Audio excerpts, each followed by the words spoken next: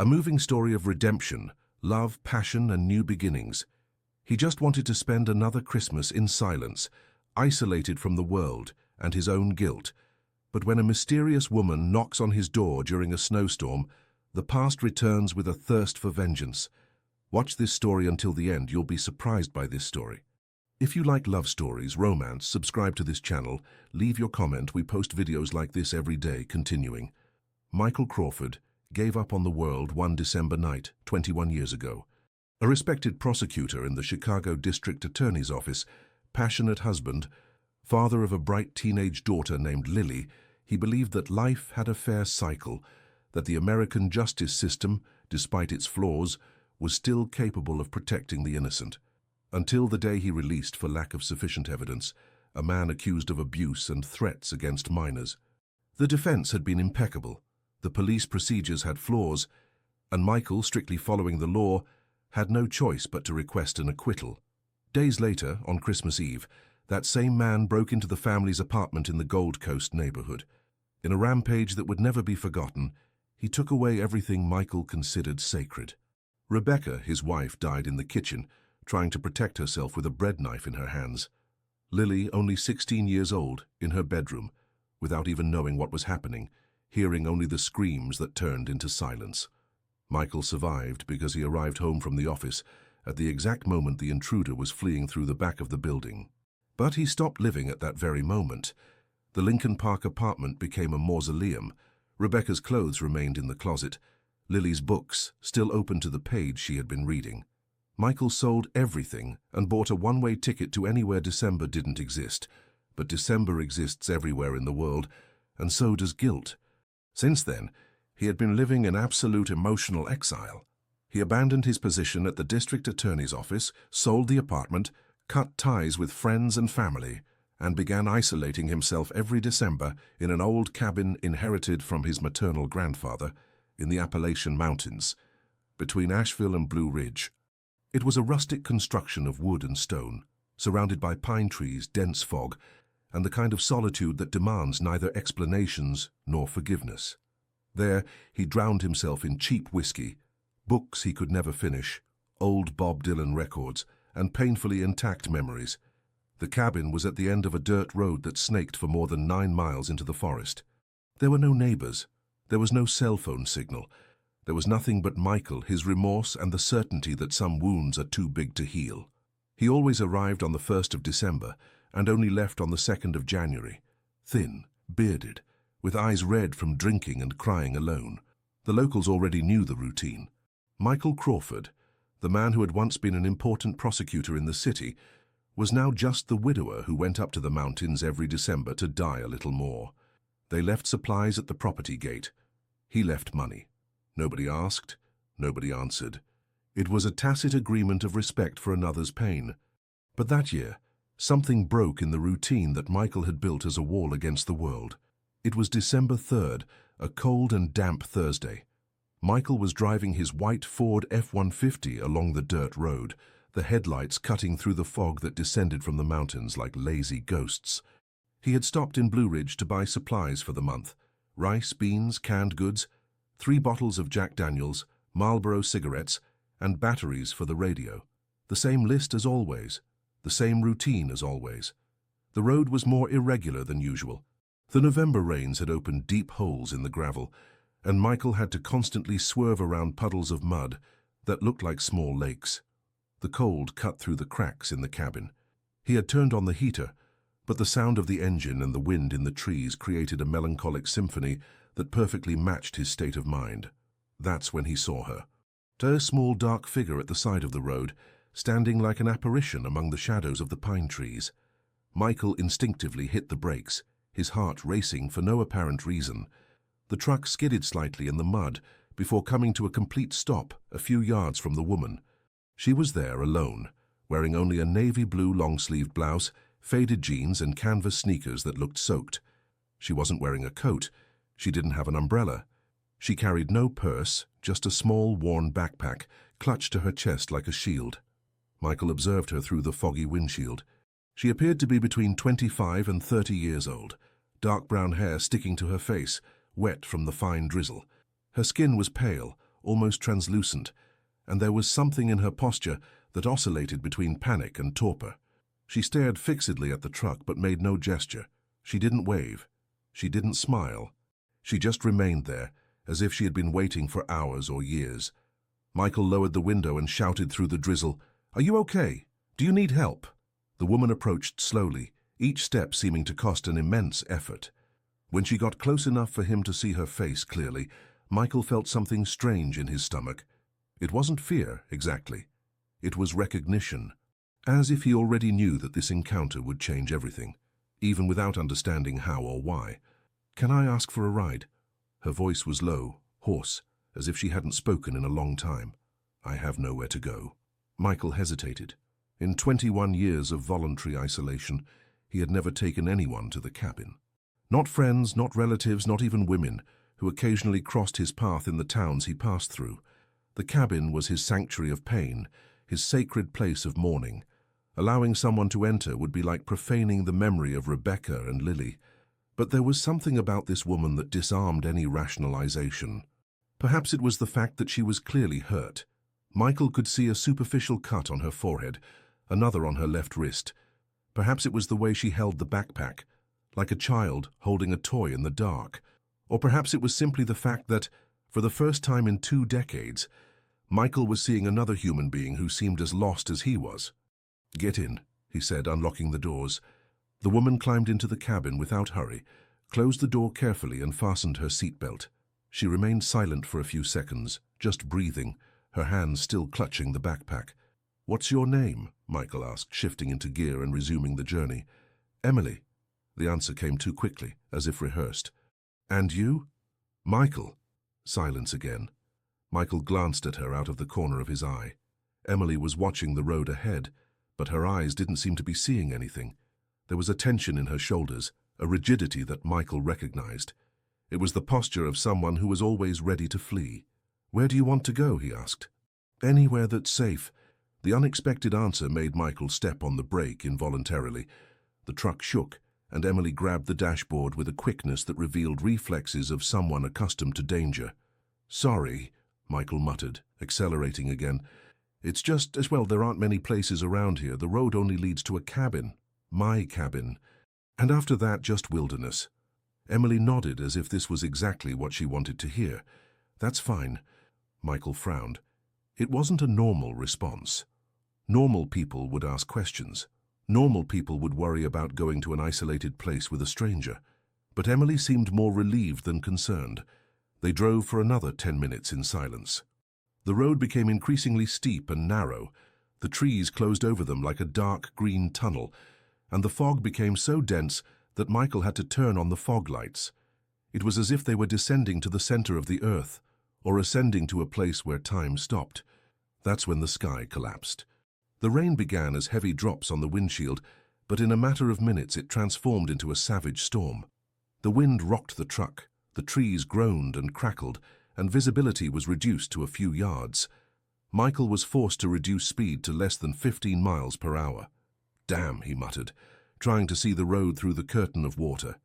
Emily said nothing, but Michael noticed she was trembling, not just from cold but from something deeper, fear perhaps, or panic. It took another hour to reach the cabin. When they finally saw the porch lights that Michael had left on, both let out a sigh of relief. The building appeared through the rain like a solitary ship amid the storm. Dark wooden walls, a gabled roof, a chimney that promised warmth, and a covered porch where dry firewood awaited its turn in the fireplace. Michael parked the truck under a small wooden shed and turned off the engine. The sound of the rain became deafening, without the noise of the engine to muffle it. He looked at Emily, who remained motionless, looking at the cabin as if it were a mirage. "We're here," he said unnecessarily. Emily nodded, but made no move to get out of the car. "Look," Michael said, choosing his words carefully. "I know this must seem strange. You don't know me, and I don't know you. But this storm won't pass anytime soon, and there's nowhere else for you to go tonight. You can stay here tonight. There's a guest room. You'll be safe." Emily looked at him directly for the first time since she had gotten into the truck. Her eyes were dark, almost black, and there was a depth in them that Michael couldn't decipher. Sadness, certainly, but also something more, determination perhaps, or resignation. "Why are you doing this?" she asked. The question caught Michael off guard. Why was he doing this? Why had he stopped? Why had he offered a ride? Why was he bringing a stranger to his most sacred refuge? "I don't know," he answered, and it was the most honest truth he had spoken in years. Emily smiled for the first time, a small, sad smile that didn't reach her eyes. "Okay," she said. "I accept." They ran from the truck to the porch but still got soaked. Michael opened the front door with an old heavy key, and the familiar smell of the cabin enveloped them. Old wood, cold ashes in the fireplace, and a slight dampness that never completely left the walls. Michael turned on the lights and gestured vaguely around the main room. "Welcome to my retreat," he said, unable to disguise the irony in his voice. The cabin was rustic but comfortable. The main room had a worn brown leather sofa, 2 wooden armchairs with red cushions, a low coffee table covered with old magazines and abandoned books, and a stone fireplace that dominated one of the walls. The kitchen was small but functional, separated from the living room only by a wooden counter. There were 2 doors leading to the bedrooms and a small bathroom that Michael had renovated a few years earlier. Emily stood in the middle of the room, still clutching her backpack, dripping water onto the hardwood floor. Michael noticed that she was observing every detail with an almost obsessive attention, as if memorizing possible escape routes. "You're wet," he said, heading to an old cabinet. "I'll get some dry clothes for you. And towels." He returned with a red plaid flannel shirt, grey sweatpants and 2 thick towels. "The back room is yours," he said, pointing to the door on the right. "There's a bed, a small wardrobe and a window that looks out to the forest. The lock works from the inside if you want to lock it. The bathroom is over there."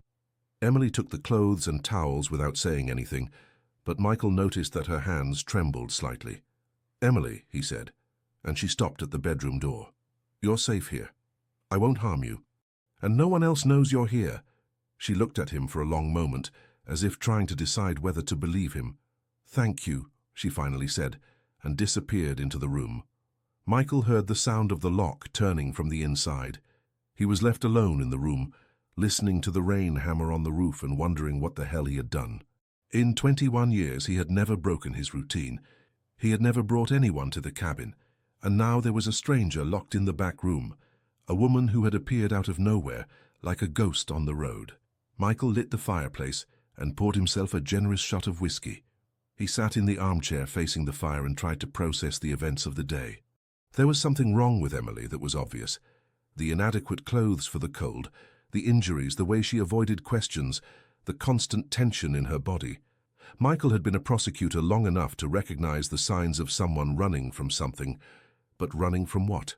Or from whom? The sound of running water in the bathroom interrupted his thoughts. Emily was taking a shower. Michael tried not to think about it, tried not to imagine the hot water running down her body, washing away the dirt from the road, and perhaps also some secrets she carried. It had been so long since he had shared a space with a woman that even her indirect presence made him uncomfortable. 20 minutes later, Emily came out of the room wearing the clothes Michael had lent her. The flannel shirt was too big for her, falling almost to her knees, and the sweatpants were folded several times at the hem. Her hair, now clean and loose, fell in soft waves to her shoulders. Without the dirt from the road and the tension of immediate fear, Michael could see that she was beautiful. Not an obvious or striking beauty, but something more subtle and disturbing. "Feeling better?" he asked. "Much," she replied, but remained standing at the bedroom door, as if unsure whether it was safe to approach.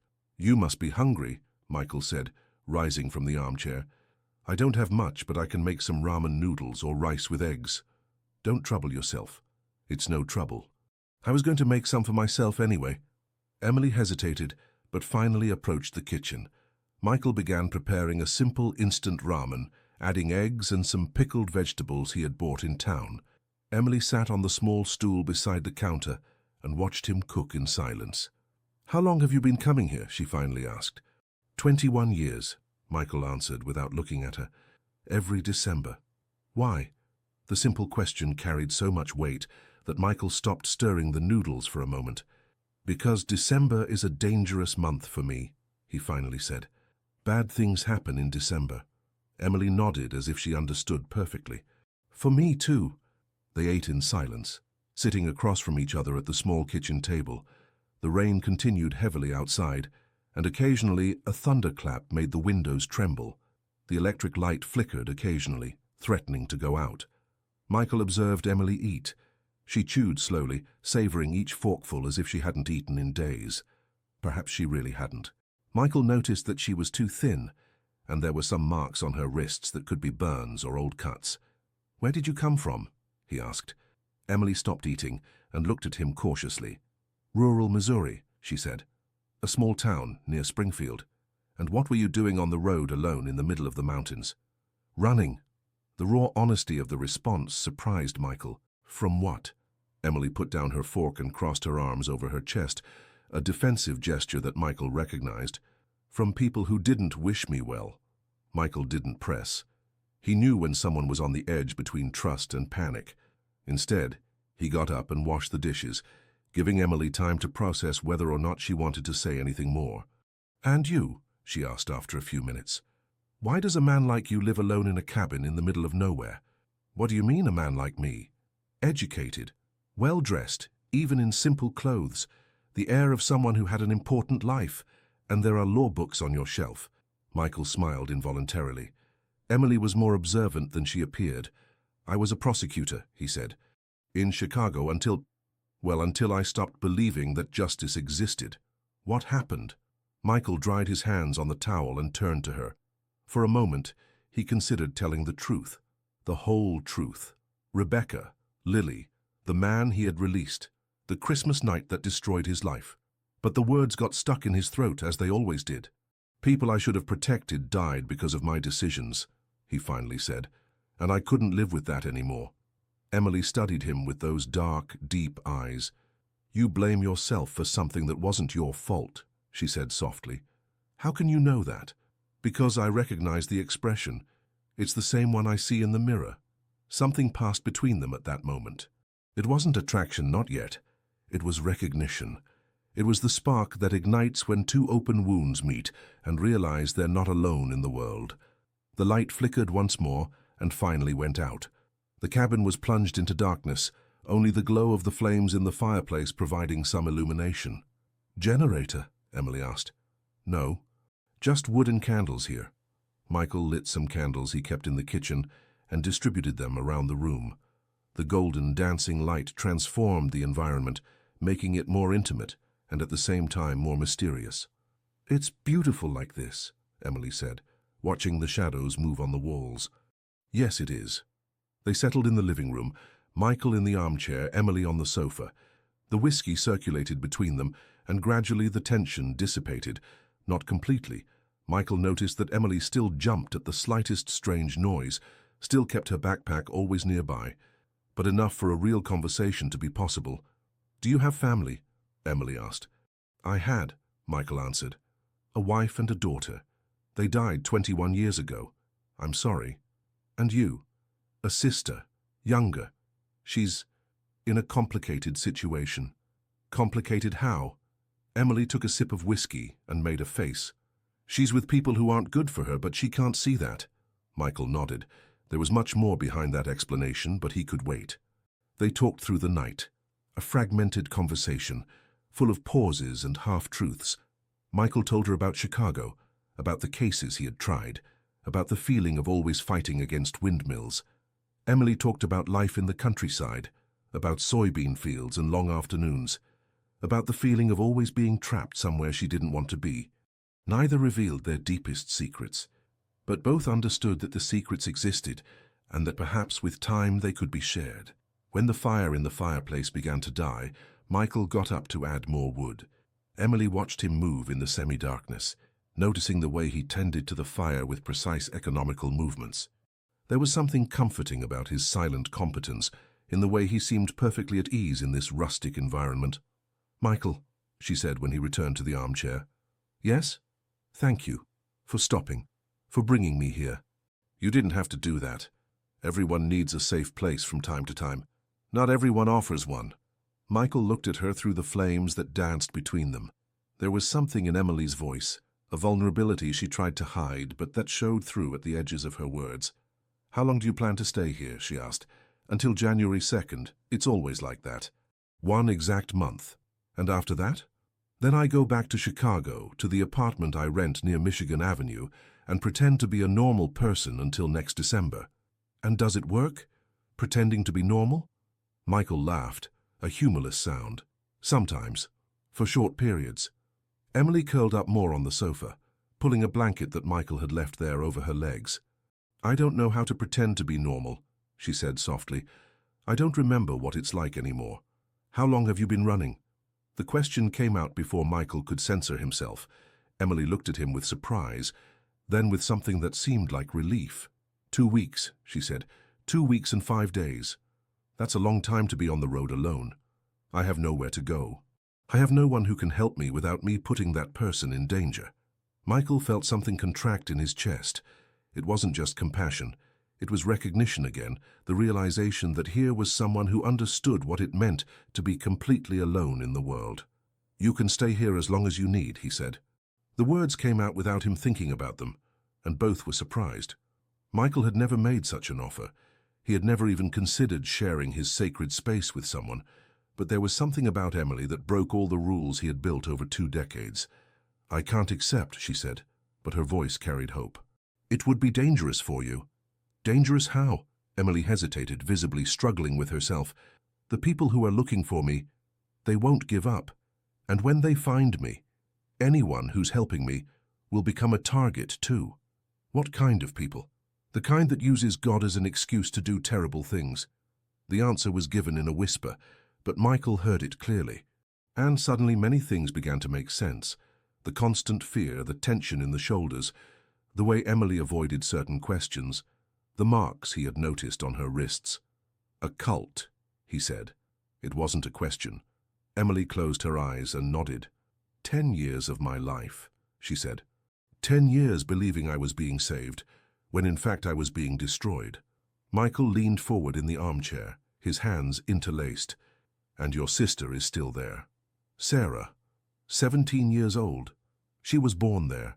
She doesn't know any other life. To her, I'm the traitor, the one who abandoned the family chosen by God.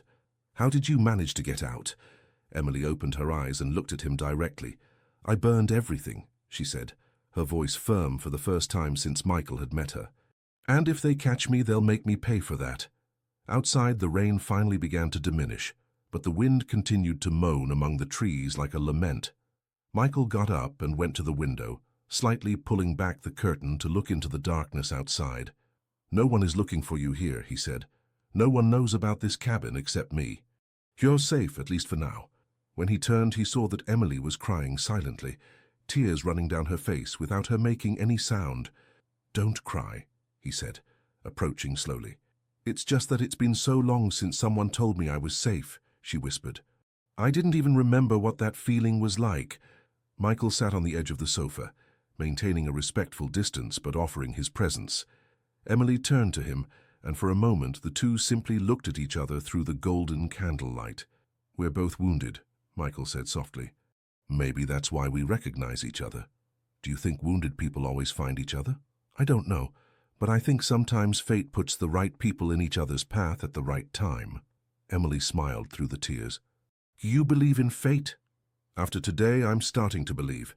They stayed like that for a while, 2 castaways sharing the same piece of solid ground, listening to the storm calm down outside, and feeling something new being born between them.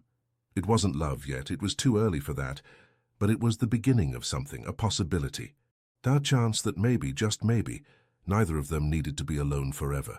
When Emily finally retired to the bedroom, Michael stayed awake until dawn, feeding the fire and thinking about how a single decision, stopping for a stranger on the road, could change everything. He had no idea that the changes were just beginning. Michael woke to the sound of wood being chopped. For a moment, still wrapped in the worn blanket from the armchair where he had fallen asleep, he thought he was dreaming. In 21 years of solitude in the cabin, the only morning sound he knew was his own. His footsteps creaking on the floorboards, the noise of the kettle on the stove, the crackling of the fire being lit in the fireplace. He had never woken to the sound of another person moving in his sanctuary, but there she was. Michael got up slowly, his joints protesting after a night sleeping in an uncomfortable position, and walked to the living room window. Through the glass, fogged by condensation, He saw Emily in the small side yard of the cabin, holding the axe he kept in the shed. She had changed from the borrowed clothes into her own clothes, now dry, and was chopping wood with precise, economical movements, like someone who had done it her whole life. Each of her movements was a small revelation. The way she held the axe handle, firm but relaxed. The position of her feet planted on the ground with perfect stability. The constant rhythm of the axe strokes, neither too fast nor too slow. Emily wasn't just helping, she knew exactly what she was doing. Michael opened the front door and went out onto the porch. The morning mountain air entered his lungs like an icy blade, carrying the smell of wet earth, pine trees, and the smoke rising from the chimney of some distant house. Last night's storm had washed the world, leaving everything cleaner and more defined. The sky was a deep, cloudless blue, and the sun was rising between the treetops like a golden promise. "Good morning," he said. Emily stopped in the middle of an axe stroke and turned to him. Her hair was tied in an improvised ponytail, a few loose strands framing her face, flushed from the effort. There was something different about her that morning. The constant tension that Michael had noticed the night before hadn't completely disappeared, but it was more controlled, as if a night of safe sleep had allowed her to lower some defenses. "Good morning," she replied, resting the axe against the chopping block. "I hope you don't mind." I saw that the woodpile was low and, she gestured vaguely to the axe, "Well, I know how to do this." "Where did you learn?" "In the community. Everyone had to work. I was responsible for the wood and maintaining the stoves." The word community came out naturally, but Michael noticed the shadow that passed through Emily's eyes when she pronounced it. It wasn't a place she remembered fondly. "You didn't have to do that," he said. "I wanted to. It's good to have something useful to do with your hands." Michael nodded, understanding. He himself knew the need to keep the body busy when the mind was too restless to rest. "Coffee," he offered. "Please." They entered the cabin together, and Michael began preparing coffee in the kitchen while Emily sat on the same stool as the night before. There was a strange domesticity in that scene, as if they were two old friends sharing a weekend morning, instead of two strangers who had met less than 12 hours ago. "Did you sleep well?" Michael asked, putting the water to boil. "Better than I expected, and you? The armchair must have been uncomfortable." "I've slept in worse places." Emily tilted her head, curious. "As a prosecutor, sometimes. Cases that required trips to the countryside, investigations that extended into the night. Once I slept 3 nights in a row on the floor of a police station in Peoria, waiting for a confession." "Did you get it?" Michael laughed, a genuinely good memory emerging from the depths of his memory. "I did. The guy confessed on the 3rd day, when he realized I wasn't going to give up. It was a homicide case that seemed impossible to solve. You were good at what you did. It wasn't a question, but Michael answered anyway. "I was. Very good. Maybe too good." "What do you mean?" Michael poured the boiling water over the coffee grounds and waited for the dark liquid to drain through the filter before answering. "When you're very good at something, people start to expect you to be perfect. And when you're not, well, the consequences are devastating." He served 2 cups of coffee and sat across from Emily. The coffee was strong and bitter, exactly how he liked it on cold mountain mornings. "The man who killed your family," Emily said softly. "You had tried him before." Michael almost dropped the cup. The direct and precise statement caught him completely off guard. "How did you—" "You said that people you should have protected died because of your decisions, and that bad things happened to you in December. It's not hard to connect the dots." Michael looked at her with new admiration. Emily wasn't just observant. She was intelligent in a way that cut through subterfuges and went straight to the center of things. "Yes," he said. "I released him for lack of evidence. 3 days later, he was in my home." "You followed the law." "The law," Michael repeated, as if the word had a bitter taste. "The law that allows monsters to go free because of technicalities. The law that protects the guilty more than the victims. You couldn't have known what he would do, couldn't I? I had read the entire case. I knew what kind of man he was. I knew he was dangerous. But I chose to follow the rules instead of following my instinct." Emily stretched her hand across the table and lightly touched Michael's fingers. It was just a brief touch, but it was the first deliberate physical contact between them, and both felt the electricity that passed through that point of connection. "You chose to be fair instead of vindictive," she said. "That doesn't make you a villain. It makes you a man of integrity." A man of integrity whose decisions killed his own family. A man of integrity who was betrayed by an imperfect system. Michael looked at Emily's fingers, still touching his. They were long and delicate fingers, but he could see calluses on the palms of her hands, small scars that spoke of years of manual labor. "And you?" he asked. "What kind of system betrayed you?" Emily withdrew her hand and hid it in her lap, as if she had suddenly become aware of the intimacy of the gesture. "The kind that uses God's name to justify absolute control over people," she said. "The kind that transforms faith into a prison. How did you get there?" Emily drank a sip of coffee and stared out the window, where the sun now fully illuminated the side yard of the cabin. "My mother died when I was 15. Cancer. My father couldn't handle the loss and started drinking. Sarah was only 7, and I tried to take care of both of us, but, well, 15 is very young to be a mother to a child and a daughter to an alcoholic at the same time." Michael nodded, recognizing the familiar pain of loss and abandonment. "That's when they appeared," Emily continued. "The Children of the Lamb. They had a community about 30 miles from our town, and they did missionary work in the outskirts. They offered food, clothes, spiritual help. And when they saw our situation, they offered you a better life." "Exactly, a family, security, education for Sarah, purpose, everything I wanted to give her and couldn't. And your father agreed." Emily's laugh was harsh, humorless. "My father signed the custody papers while drunk, in exchange for enough money to drink for 6 months. He died 2 years later. Cirrhosis." Michael felt something contract in his chest. Emily's story was tragically common, vulnerable young people being co-opted by groups that promised salvation, but offered only a more sophisticated form of abuse. What was life like there? Emily was silent for a long moment, as if deciding how much to reveal. "In the beginning it seemed exactly what they had promised," she finally said. "A large, self-sufficient community. Everyone worked, everyone contributed. There was a school for the children, community gardens, craft workshops. Sarah loved it. She finally had stability, other children to play with, adults who cared for her. And you?" "In the beginning I liked it too. Or at least I liked seeing Sarah happy, but gradually the rules became stricter. The purification sessions began, where confessing sins became mandatory.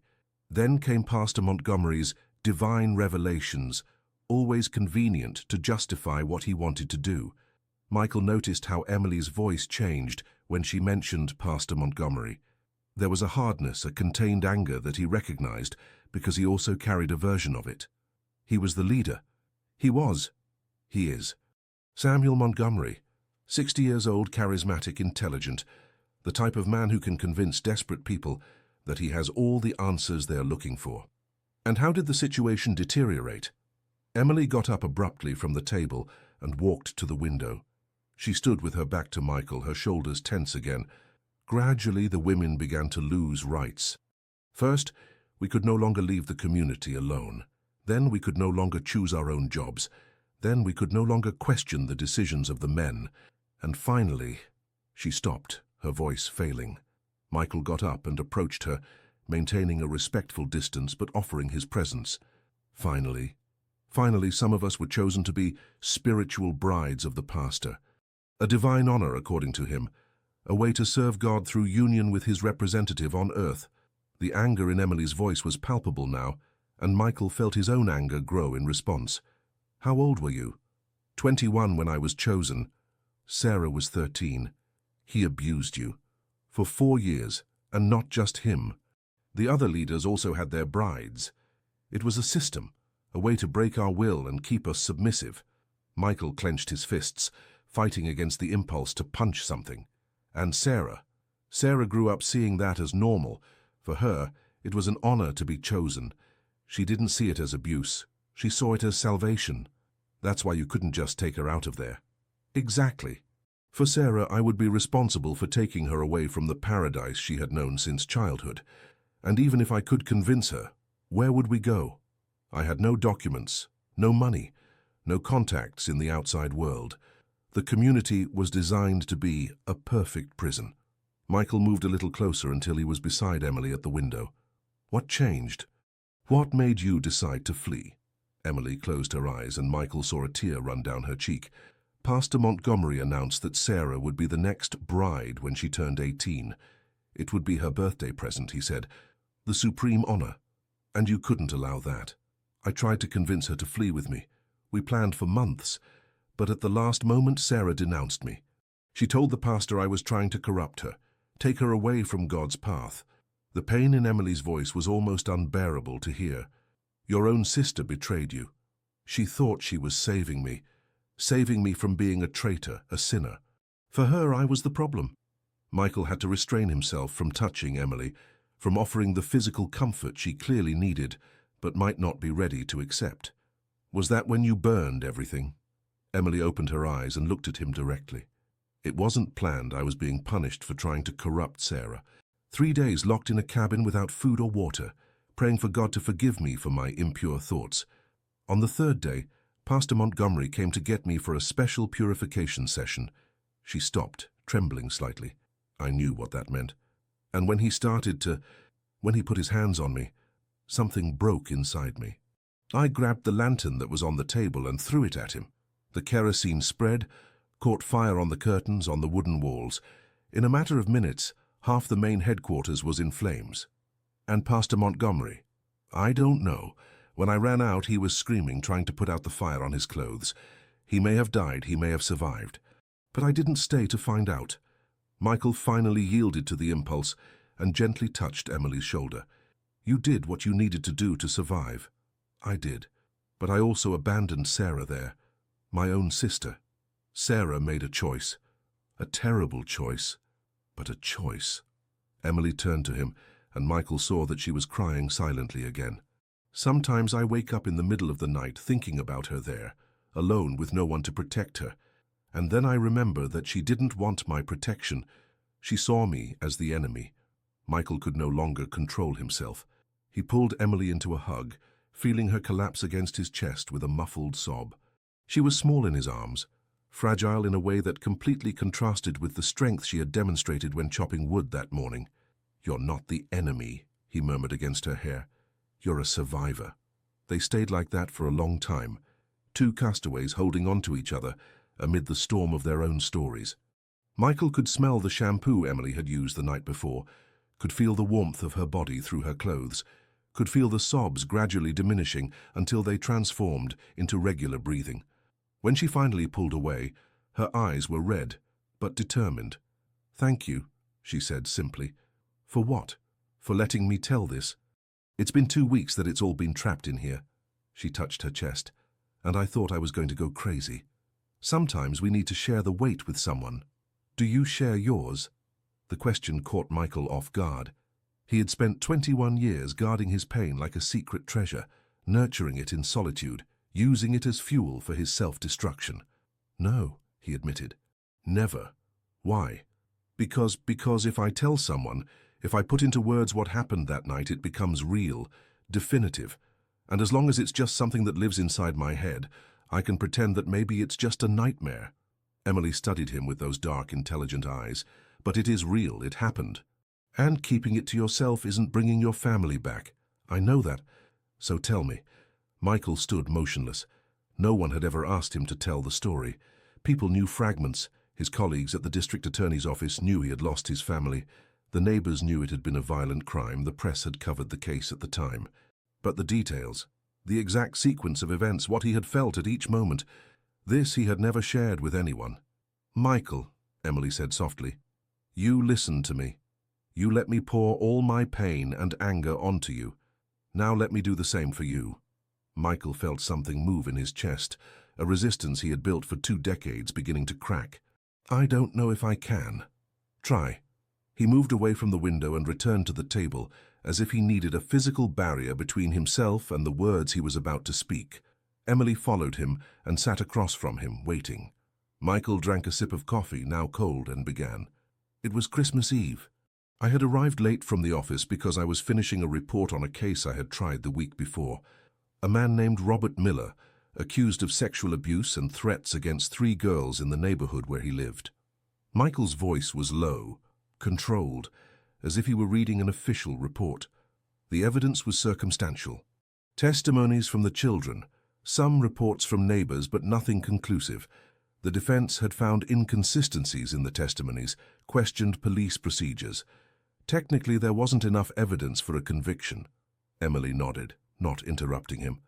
I knew he was guilty, I was absolutely certain. But I also knew that if I tried to force a conviction with insufficient evidence, he would be acquitted on appeal and could never be tried for the same crime again. So, I chose to follow the law. Michael paused, his hands trembling slightly. I released him on a Monday. On Wednesday, he showed up at my door. How did he know where you lived? Public information. Prosecutors don't have identity protection. Anyone can find out our addresses.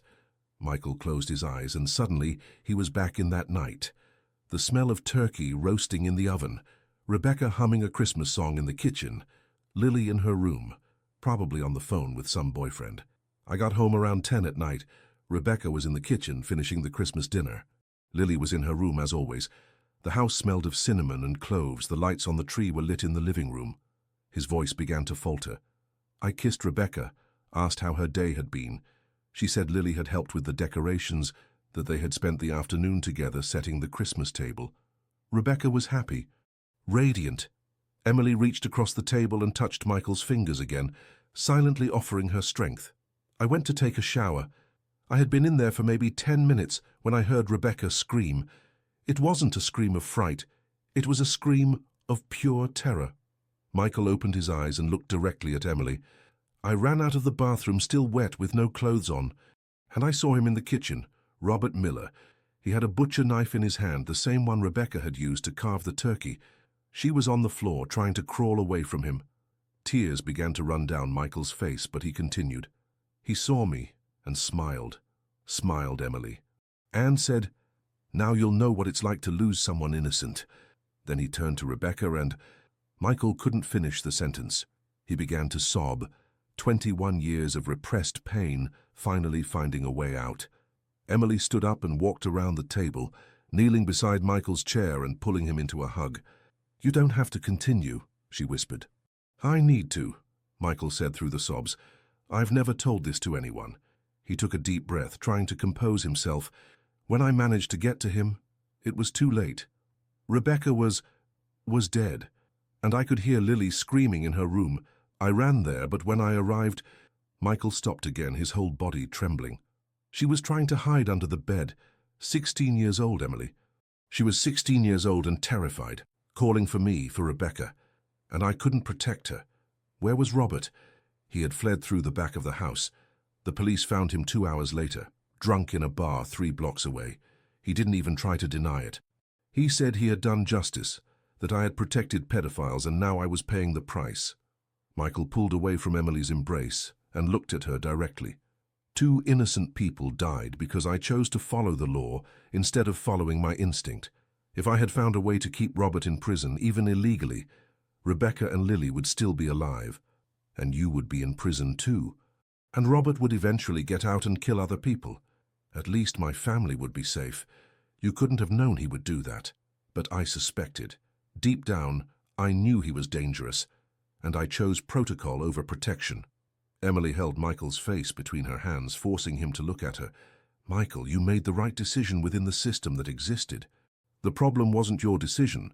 It was the system that allowed a dangerous man to be released on technicalities. Easy to say that now. It's not easy. It's true. And carrying this guilt for 21 years isn't honoring your family's memory. It's just destroying you." Michael looked at her for a long moment, seeing his own pain reflected in Emily's dark eyes. 2 broken people, trying to fix each other with words they themselves needed to hear. "We're both experts at blaming ourselves for things we couldn't control," he finally said. "We are, and maybe that's why we recognize each other so easily."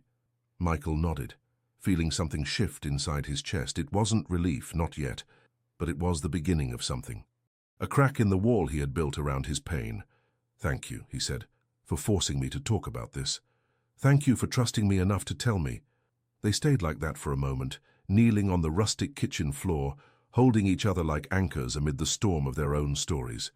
Michael could feel something changing between them, an intimacy that went beyond physical attraction or survivors' solidarity. It was the recognition of 2 wounded souls who had finally found someone capable of understanding the depth of their pain. That's when they heard the sound, an engine approaching on the dirt road. Emily pulled away from Michael instantly, panic returning to her eyes like a curtain being closed. "No," she whispered. "No, no, no."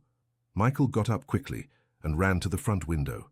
Through the trees, he could see the cloud of dust raised by a vehicle climbing the steep road. It was still far away, at least 5 minutes, but it was heading towards the cabin. "It could be someone lost," Michael said, trying to keep his voice calm. "Or neighbors." "There are no neighbors," Emily said, her voice taking on the controlled coolness that Michael was learning to recognize as her combat mode. "You said so yourself. And no one comes up this road by chance."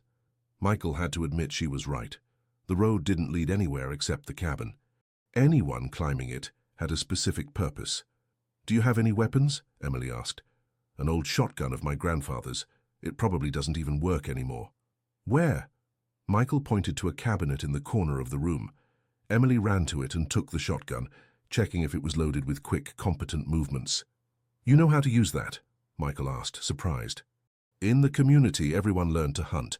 It was part of self-sufficiency. The sound of the engine was getting louder. Michael calculated they had maybe 3 minutes before the vehicle arrived. "Emily," he said, "if they're dangerous people, you have to flee. Through the back door into the forest, I'll distract them while you escape. I won't abandon you. You have to go. Your sister still needs you." Emily looked at him with a fierce expression. "And you think I'm going to let you die because of me?" "If necessary, yes." The engine was very close now. Michael could hear the wheels hitting the holes in the road, the sound of the exhaust echoing among the trees. "Hide the shotgun," Michael said quickly. "If they're normal people, we don't want to scare them. If they're dangerous, the element of surprise is better." Emily hid the weapon behind the sofa and positioned herself to be able to grab it quickly if necessary. Michael went to the front door, took a deep breath, and opened it. An old white pickup emerged from the final curve of the road and stopped in the yard in front of the cabin. Michael didn't recognize the vehicle, but when the driver got out, he sighed with relief.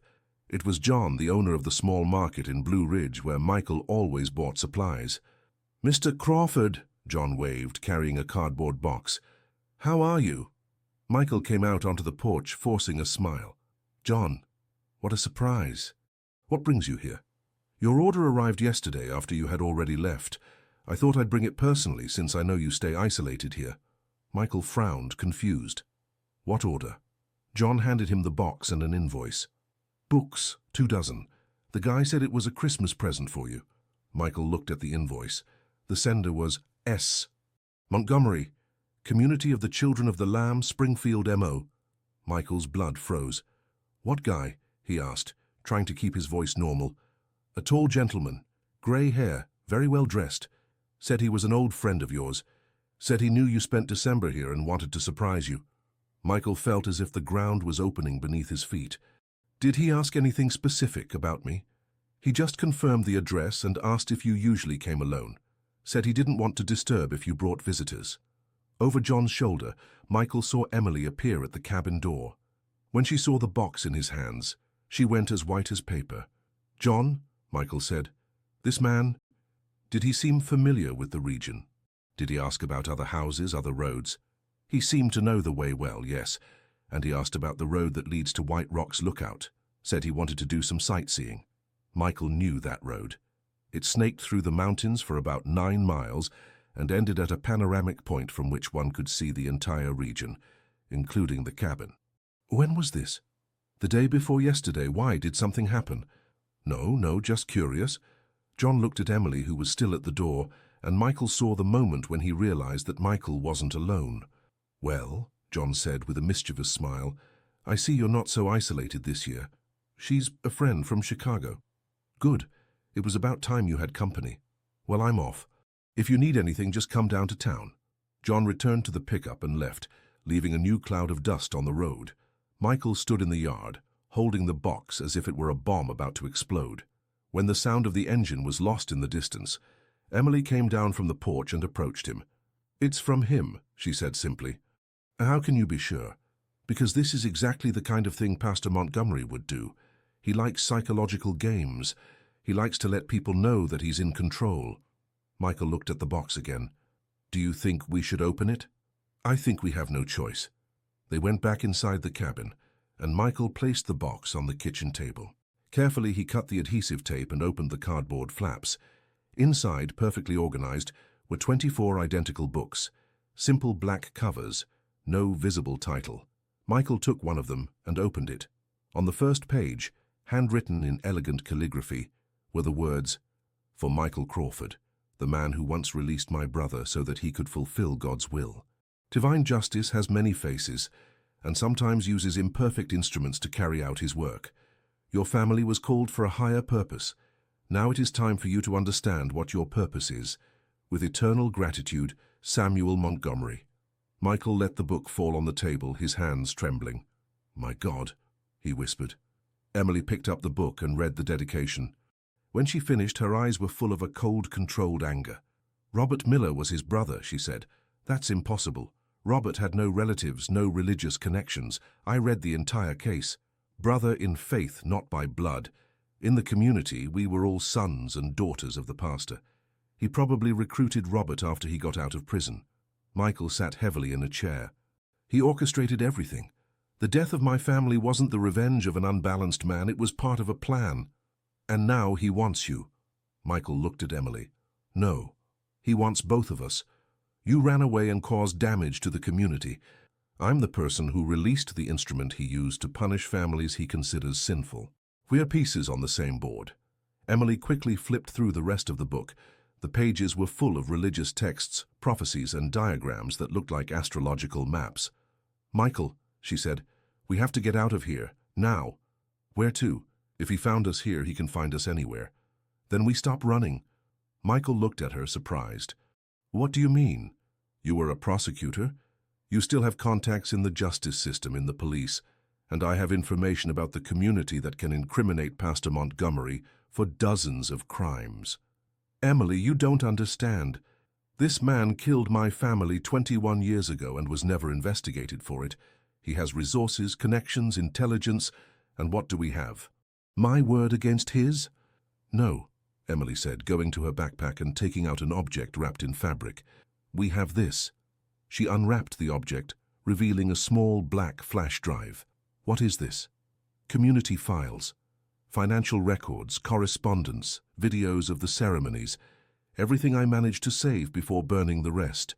Michael took the flash drive as if it were a sacred relic. "This can destroy him. If we can put it in the hands of the right people, yes?"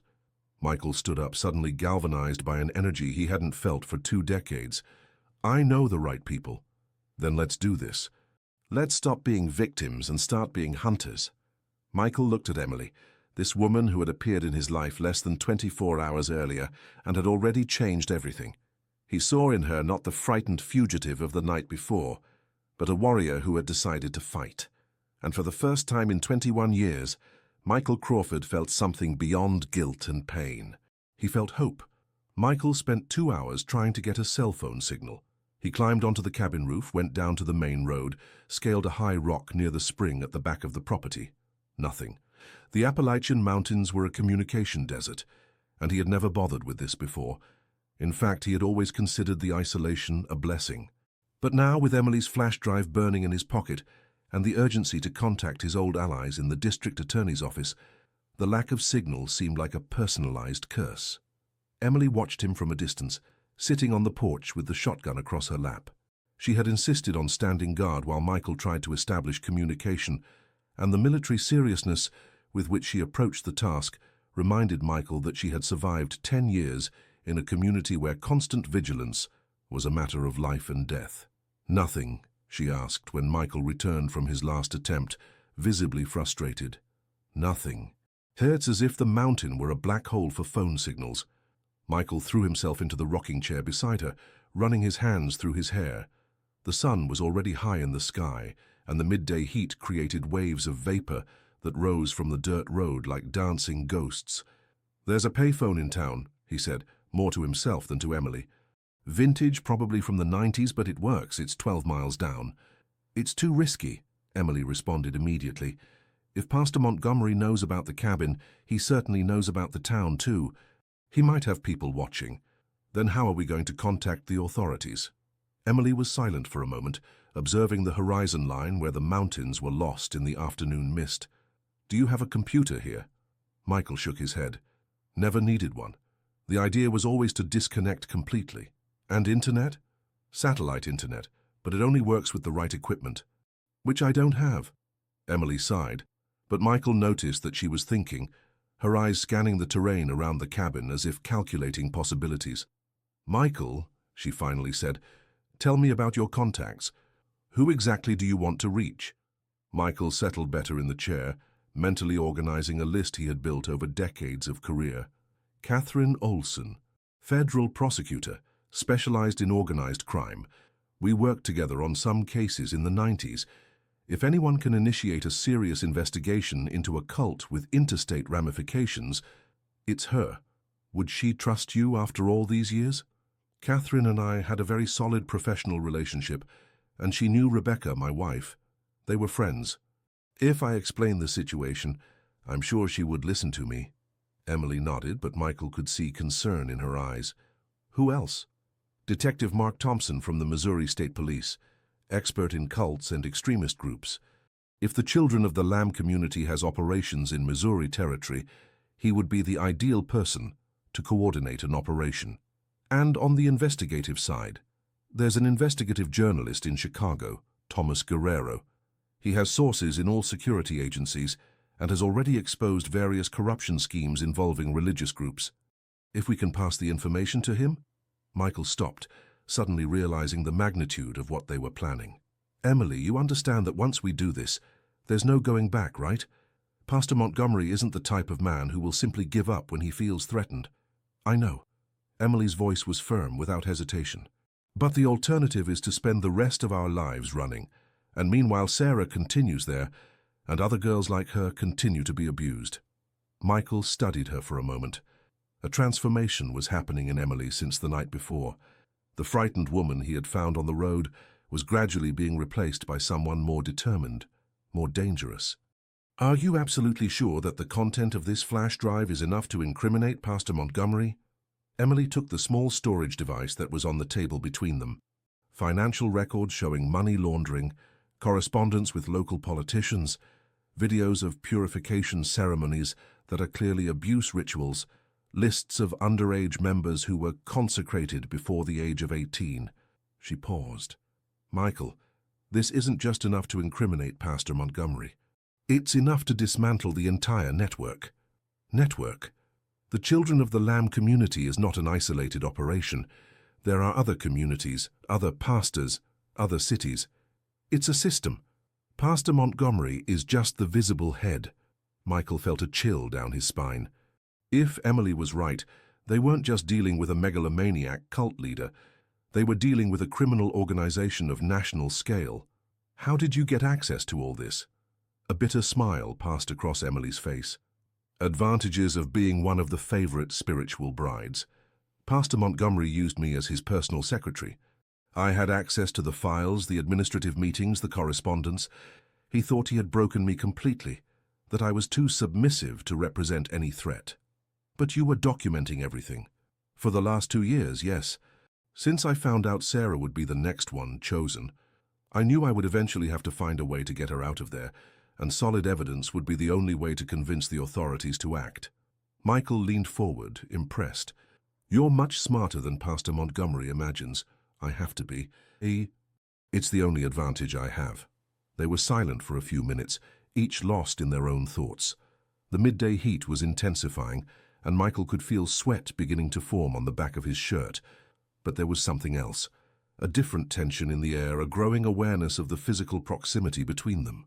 Michael glanced at Emily and noticed that she had taken off her long-sleeved blouse, wearing only a blue tank top that revealed arms that were thin but toned by manual labor. There were more scars than he had noticed before, small marks that told a story of years of physical discipline imposed by others. "Emily," he said, "can I ask you something personal?" She looked at him cautiously. "Depends on how personal. How did you endure 10 years being abused, humiliated, controlled? What kept you sane?"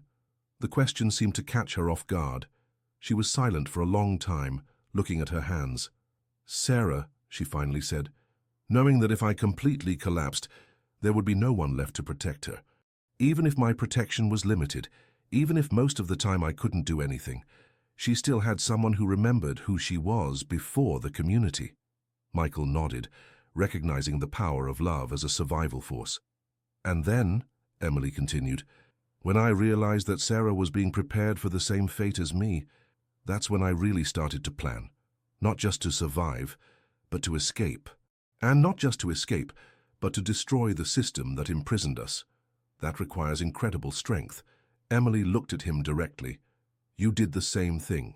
You survived a tragedy that would destroy most people. I didn't survive. I just continued to exist. No. Emily's voice was firm. You punished yourself for 21 years, but kept your moral integrity intact. You're still capable of caring for others. You still want to protect innocent people. That's not just existing, that's resisting. Michael felt something move in his chest, a sensation he hadn't experienced for so long that it took him a while to recognize it. It was gratitude, not just for Emily's words, but for the way she saw him.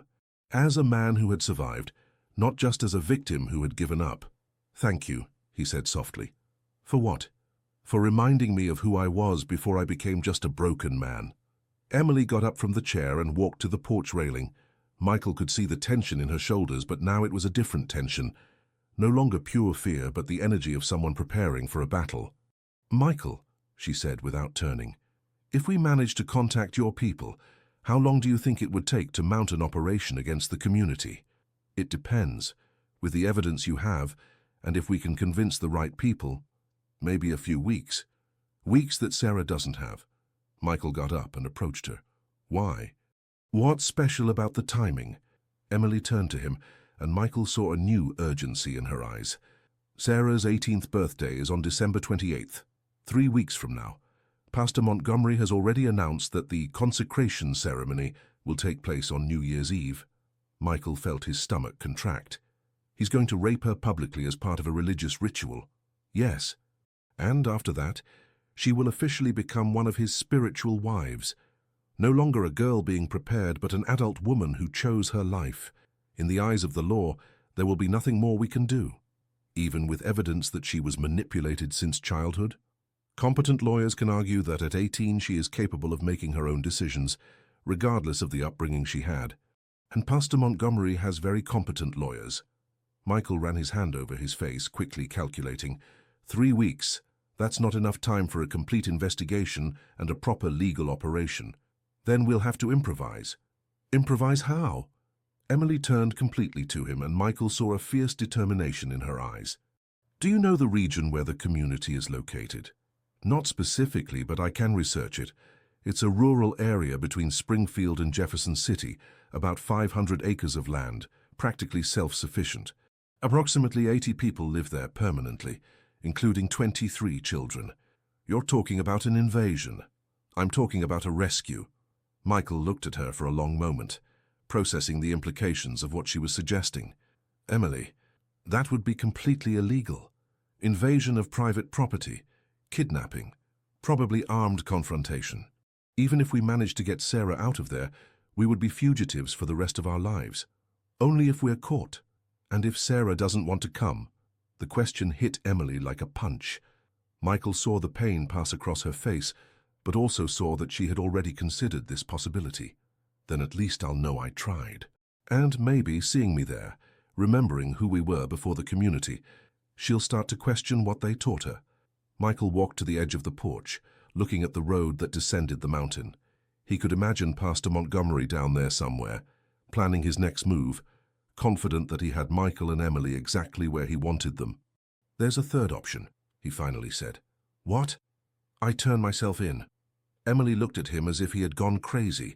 What do you mean, turn yourself in? Pastor Montgomery wants me. This whole situation started because he used the murder of my family as part of some distorted divine plan. If I present myself voluntarily, maybe he'll leave you and Sarah alone. Michael, that's crazy. He's not simply going to let Sarah go. And after killing you, he'll come after me anyway. Not necessarily if I show up with a proposal. What proposal? Michael turned to her, an idea beginning to form in his mind. What if I offered to join him? Emily was dumbfounded. Are you serious? Think about it. He sees my family's death as part of a divine plan. Maybe he also sees my conversion as a natural conclusion to that plan. A former prosecutor who finally understood that true justice comes from God, not from the courts. And you think he would believe that? Men like Pastor Montgomery want to believe they're irresistible, that their vision of the world is so powerful, it can convert even their greatest enemies. If I arrived there humble, broken, looking for redemption, Emily shook her head vigorously. It's too dangerous. And even if it worked, even if he believed you, how would that help Sarah? Because once inside, I could work for gradual changes, gain his trust, influence his decisions, maybe even convince Sarah that there's life outside the community. Michael, Emily's voice was low but firm. You can't save Sarah by sacrificing yourself, and you can't undo your family's death by joining the man who orchestrated it. Michael knew she was right, but the idea of a redemptive sacrifice had an appeal that went beyond logic. It was the chance to finally do something active instead of simply reacting to events. Then what do you suggest? Emily walked up to him and held his arms, forcing him to look directly at her. I suggest we stop planning like victims and start planning like hunters. We have evidence, we have inside knowledge, and we have an advantage that Pastor Montgomery doesn't imagine. What? He doesn't know that the two of us have met. For him, you're just a broken man he can manipulate and I'm just a desperate fugitive. He doesn't know that we're now a team. Michael looked at Emily's hands on his arms, feeling the warmth of her skin through his clothes. There was something happening between them that went far beyond the mutual need for survival. It was a connection he hadn't experienced since Rebecca's death. Emily, he said softly, are you sure you want to involve me in this? I have baggage, a lot of baggage, and if something goes wrong... Michael, she interrupted, her voice soft but determined. Last night, when you stopped on the road to help me, you saved my life. Not just because you took me out of the rain, you reminded me that there was still kindness in the world. People willing to help strangers without expecting anything in return. Michael felt something contract in his chest. You did the same thing for me. How? You forced me to talk about Rebecca and Lily. For the first time in 21 years, someone heard the complete story and didn't judge me. Didn't tell me I should move on, didn't tell me they would be proud if they saw me like this. You just understood. Emily smiled, and it was the first genuine, painless smile that Michael had seen since he met her. Then we're a good team. We are. They stayed like that for a moment, very close on the porch, illuminated by the midday sun, each absorbing the presence of the other. Michael could smell the shampoo in Emily's hair, could see small freckles on her nose that he hadn't noticed before, could feel her breath on his neck. It was Emily who pulled away first, but Michael noticed that it was with reluctance. We need a real plan, she said, returning to the table where the books that Pastor Montgomery had sent were. Michael followed her, but part of his mind was still focused on the sensation of her hands on his arms. First, Emily said, picking up one of the books, we need to better understand what Pastor Montgomery wants from us. These books aren't just a provocation, they're a message. Michael picked up another book and opened it randomly. The pages were full of text in small font, strange diagrams and handwritten notes in the margins. It looks like a manual of indoctrination, he said. That's exactly what it is. But look at this. Emily pointed to a note in the margin. These handwritten notes aren't random, they're directed. Michael read the note. Michael, the guilt you carry is the first step to understanding. God uses imperfect instruments to carry out his perfect will. He's trying to convert me even from a distance, Michael muttered, and that gives us an advantage. How so? Emily quickly flipped through several pages, pointing to other handwritten notes. Look at the pattern. He's establishing a narrative where your family was sacrificed for a greater good, where you were chosen for a divine purpose, where your pain is actually a gift from God. It's basic psychological manipulation. And why is that an advantage? Because it shows that he still doesn't see you as a real threat. For him, you're just another victim to be converted. He's so confident in his own ability to manipulate that he's revealing exactly how he intends to do it. Michael nodded, beginning to understand. If I showed up there pretending that the manipulation is working, you would gain complete access to the community. You could locate Sarah, understand the routine, identify vulnerabilities. But it would be incredibly dangerous. Of course it would be. But it would be less dangerous than a military invasion, and more effective than trying to work only with the authorities. Michael closed the book and placed it on the table. And you? What would be your role in this plan? I would be your life insurance. I would stay outside the community, with a copy of all the evidence, maintaining contact with your sources at the district attorney's office. If something went wrong, if you didn't make regular contact, you would alert the authorities. Exactly. And if Pastor Montgomery tried to do something to you or to Sarah, I would have enough evidence to destroy him publicly. Michael walked to the window, looking at the forest that extended for miles beyond the cabin. It was a risky plan, but there was solid logic behind it. How long do you think I would need to be inside? To gain his trust and have access to Sarah? 2 weeks, maybe 3. Exactly the time we have before Sarah's birthday. Yes? Michael turned to Emily. And if she doesn't want to come? If she truly believes it's her divine vocation to be Pastor Montgomery's wife? Emily was silent for a long moment. Then at least she will have heard a different voice, someone reminding her that there are options. And who knows? Maybe that will be enough to plant a seed of doubt. Michael nodded, but there was something else he needed to address. Emily, there's something you need to know before we make any decision. What? Michael took a deep breath, preparing for a confession he had never made to anyone. For the past 21 years, every December, I come to this cabin not just to mourn. I come to consider not continuing to live. Emily was motionless, processing what he had said. You come here to die. To think about it. To give myself a whole month away from everything, to decide if it's worth continuing another year. And you always decide it's worth it. I always decide it's not worth it, but I never really manage to do anything about it. Michael approached her again. What I'm trying to say is that for the first time in 2 decades, I have a reason to want to live. Not just exist, but really live. And that reason is you. The words came out before Michael could censor them, too honest and raw to be taken back. Emily looked at him with surprise, then with something that seemed to be relief. Michael, I know it's too soon to say this. I know we barely know each other. But there's something between us that goes beyond the circumstances, and if we're going to do this, if we're going to face Pastor Montgomery together, you need to know that it's not just about justice for me. It's about having finally found someone worth fighting for. Emily took a step towards him, reducing the distance between them to almost nothing. You think it's just you? She asked softly. You think it's not strange for me too? 10 years living in an emotional prison, 2 years planning an escape that I thought would be just to die free, and then I appear on the road of a man who understands me in a way I didn't even know was possible? Michael could feel the heat radiating from her body, could see the small wrinkles around her eyes that spoke of years of constant tension. So, what do we do with this? He asked. This? What's happening between us? Emily reached out and gently touched Michael's face, her fingers tracing the line of his jaw. I think we stop trying to understand and start feeling. And then she kissed him. It wasn't the shy and hesitant kiss that Michael expected.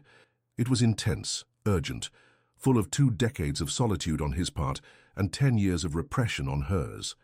It was the kiss of 2 people who had given up believing they were still capable of loving and suddenly discovered they were wrong. Michael pulled her closer, feeling her small, strong body fit perfectly against his. He could taste the salt of tears, his or hers, he didn't know. He could feel Emily's hands intertwining in the hair at the nape of his neck, could feel her accelerated breathing against his mouth. When they finally separated, both were trembling. This complicates everything, Michael said, resting his forehead against hers. It complicates, but it also simplifies. How so? Now we both have even more reasons to get out of this alive. Michael laughed, a genuine sound of happiness that surprised them both. You're amazing. I'm just a woman who finally found a man worth kissing. They stood embracing on the porch, absorbing the magnitude of what had just happened between them. Michael felt as if a part of himself that had been dead for 2 decades had suddenly come back to life. It was Emily who eventually returned to practical reality. Michael, she said, still in his arms, we need to decide. Are we going to try to do this the right way, with the authorities and official investigations, or are we going to improvise? Michael looked her in the eyes, seeing in them not just the woman he was falling in love with, but the partner with whom he was about to face the greatest challenge of his life. "We're going to improvise," he said, "but we're going to do it right. With backup, with contingency plans, and with the promise that neither of us is going to play the hero alone." Promised. And Emily? Yes? "When this is over, when Sarah is safe and Pastor Montgomery is in jail, we're going to have a very long conversation about what happens after." She smiled, the kind of smile that completely transformed her face. "I'm looking forward to that conversation." Michael kissed her again, more softly this time, sealing not just the attraction between them, but also the partnership that was about to be tested in ways that neither of them could completely predict. When the sun began to set behind the mountains, they were still on the porch, planning every detail of the operation that would take them back to the world from which both had fled. But now they were no longer running. Now they were hunting. And for the first time in their lives, neither of them was facing danger alone. The descent from the mountains began before dawn. Michael drove the F-150 along the winding curves of the dirt road, the headlights cutting through the pre-dawn darkness like blind blades. Beside him, Emily checked for the third time the contents of the backpack: flash drive with copies of the evidence, satellite phone rented under a false name, cash, alternative identity documents that Michael had obtained through Chicago underworld contacts who still owed him favors from his prosecutor days. They had spent the previous night finalizing every detail of the plan, but between strategic discussions, there were moments of charged silence, looks that lasted longer than necessary, accidental touches that seemed to electrify the air around them. The awareness that in a few hours they would be separated created an urgency that neither dared to fully verbalize. "Michael," Emily said when they could already see the first lights of the town in the valley below, "are you absolutely sure that Catherine Olsen will see us? 21 years is a long time." Michael slowed down to negotiate a particularly sharp curve before answering. "Catherine is different. When we worked together, she always said that justice had no expiration date. If I can explain the connection between Pastor Montgomery and my family's death, she'll listen to us. And if she doesn't believe it, then we go to Plan B, which is..." Michael smiled grimly. "We're still developing Plan B." Blue Ridge was beginning to wake up when they arrived at the central square. The payphone that Michael had mentioned was in front of the old railway station, now transformed into a cultural center. It was a relic from the 80s, but it worked, and more importantly, it didn't leave digital records like modern cell phones. Michael parked the truck in front of a bakery that was still closed and turned off the engine. For a moment they sat in the silence of the cabin, both absorbing the magnitude of what they were about to do. "Once I make these calls," Michael said, "there's no going back. We'll be officially involved in a criminal investigation." "We're already involved," Emily replied. "The difference is that now we're going to stop being just targets." Michael looked at her in profile, admiring the determination that had completely replaced the fear he had seen in her 3 days earlier. There was something almost military in Emily's posture now, an economical precision in every movement that spoke of someone who had finally found a purpose that justified all the risks. "Emily," he said, and she turned to him. "Before we do this, there's something I need to tell you." "What?" Michael hesitated, struggling with words that refused to organize properly. "Last night after you fell asleep, I stayed awake on the porch thinking, and I realized that in 3 days you've changed my life more than anything that's happened in the last 21 years. Emily smiled, but it was a sad smile. "Michael, let me finish. I spent 2 decades believing I didn't deserve to be happy. That happiness was a betrayal of Rebecca and Lily's memory, but you made me realize that maybe it's the opposite. Maybe honoring their memory means living fully, not just existing." Emily reached out and touched his face as she had done the afternoon before. "And you made me realize that it's possible to trust someone again, that not all men use power to hurt." Michael covered her hand with his. "If something goes wrong today, it won't. But if it does, I want you to know that these 3 days have been the best of my life since 1998. Emily leaned in and kissed him softly, a different kiss from the previous ones. Less urgent, deeper, a kiss of promise. "Nothing will go wrong," she whispered against his lips. "Because we both have too many reasons to come back to each other." Michael got out of the truck and walked to the payphone, feeling Emily's eyes following him. He dialed the number he had memorized more than 2 decades ago, a number he hoped still worked. They answered on the 3rd ring. Federal Prosecutor's Office, Chicago, Catherine Olson. The voice was more mature, but still carried the authority that Michael remembered. Catherine, it's Michael Crawford. Absolute silence for almost 10 seconds. Michael. Her voice changed completely, becoming softer, almost incredulous. My God, Michael, where are you? I tried to locate you so many times over the years. Catherine, I know this is going to sound crazy, but I need your help. It's about Rebecca and Lily's death. Another silence, shorter. Michael, that was more than 20 years ago. The case was closed. It wasn't. The man who killed them didn't act alone. He was part of a larger organization, and that organization is still active. Michael could hear Catherine breathing on the other end of the line. What kind of organization? A religious cult called Children of the Lamb, led by a man named Samuel Montgomery. Robert Miller was one of his followers. Michael, do you have proof of this? I do. Documentary evidence, financial records, correspondence, and a witness who was inside for 10 years. Where are you now? Michael looked around the still deserted square. I can't say over the phone, but I can be in Chicago in 6 hours if you agree to meet us. Us? Me and the witness. Catherine was silent for a long moment. Michael, you understand that if this is real, if there really is a connection between a cult and your family's death, this becomes a federal case of enormous proportions. I understand. That's exactly why I'm calling you. And you understand that if this is just a fantasy created by your pain, I'm going to have to recommend psychological treatment. Michael closed his eyes, having expected this possibility. I understand. Catherine, do you remember what I was like as a prosecutor? Do you remember my reputation for investigation and evidence analysis? I do. You were one of the best. Then trust me one more time. Give me 6 hours to present the evidence. Another long silence. Magnificent Mile Shopping Center, food court, noon, table near the fountain. I'll be with a red folder. Thank you, Catherine. Michael. Yes?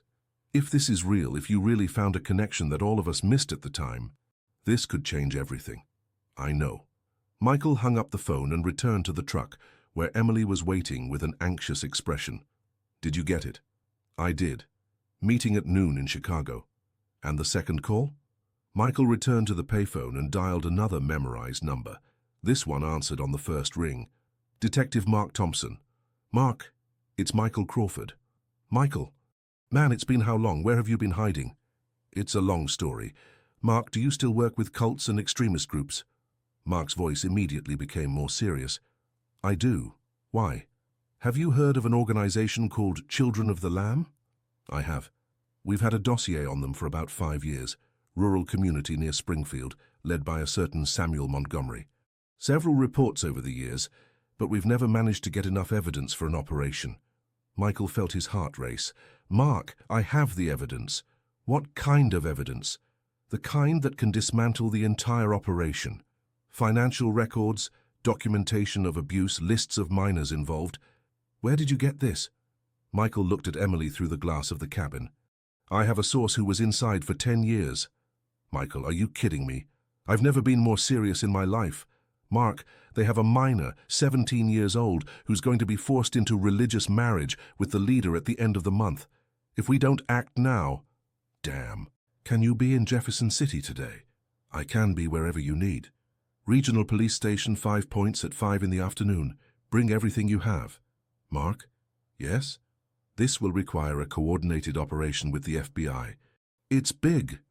If you really have what you say you have, Michael, this is going to be the biggest operation against cults in the last 10 years. Michael hung up and returned to the truck, but this time with a completely different energy. Emily noticed it immediately. Did both calls go well? Better than I expected. Catherine will receive us, and Mark already has a dossier on Pastor Montgomery. We're officially in operation. Emily smiled, but Michael noticed a shadow of concern in her eyes. What is it? It's just that, now that it's really happening, I'm starting to realize what it means.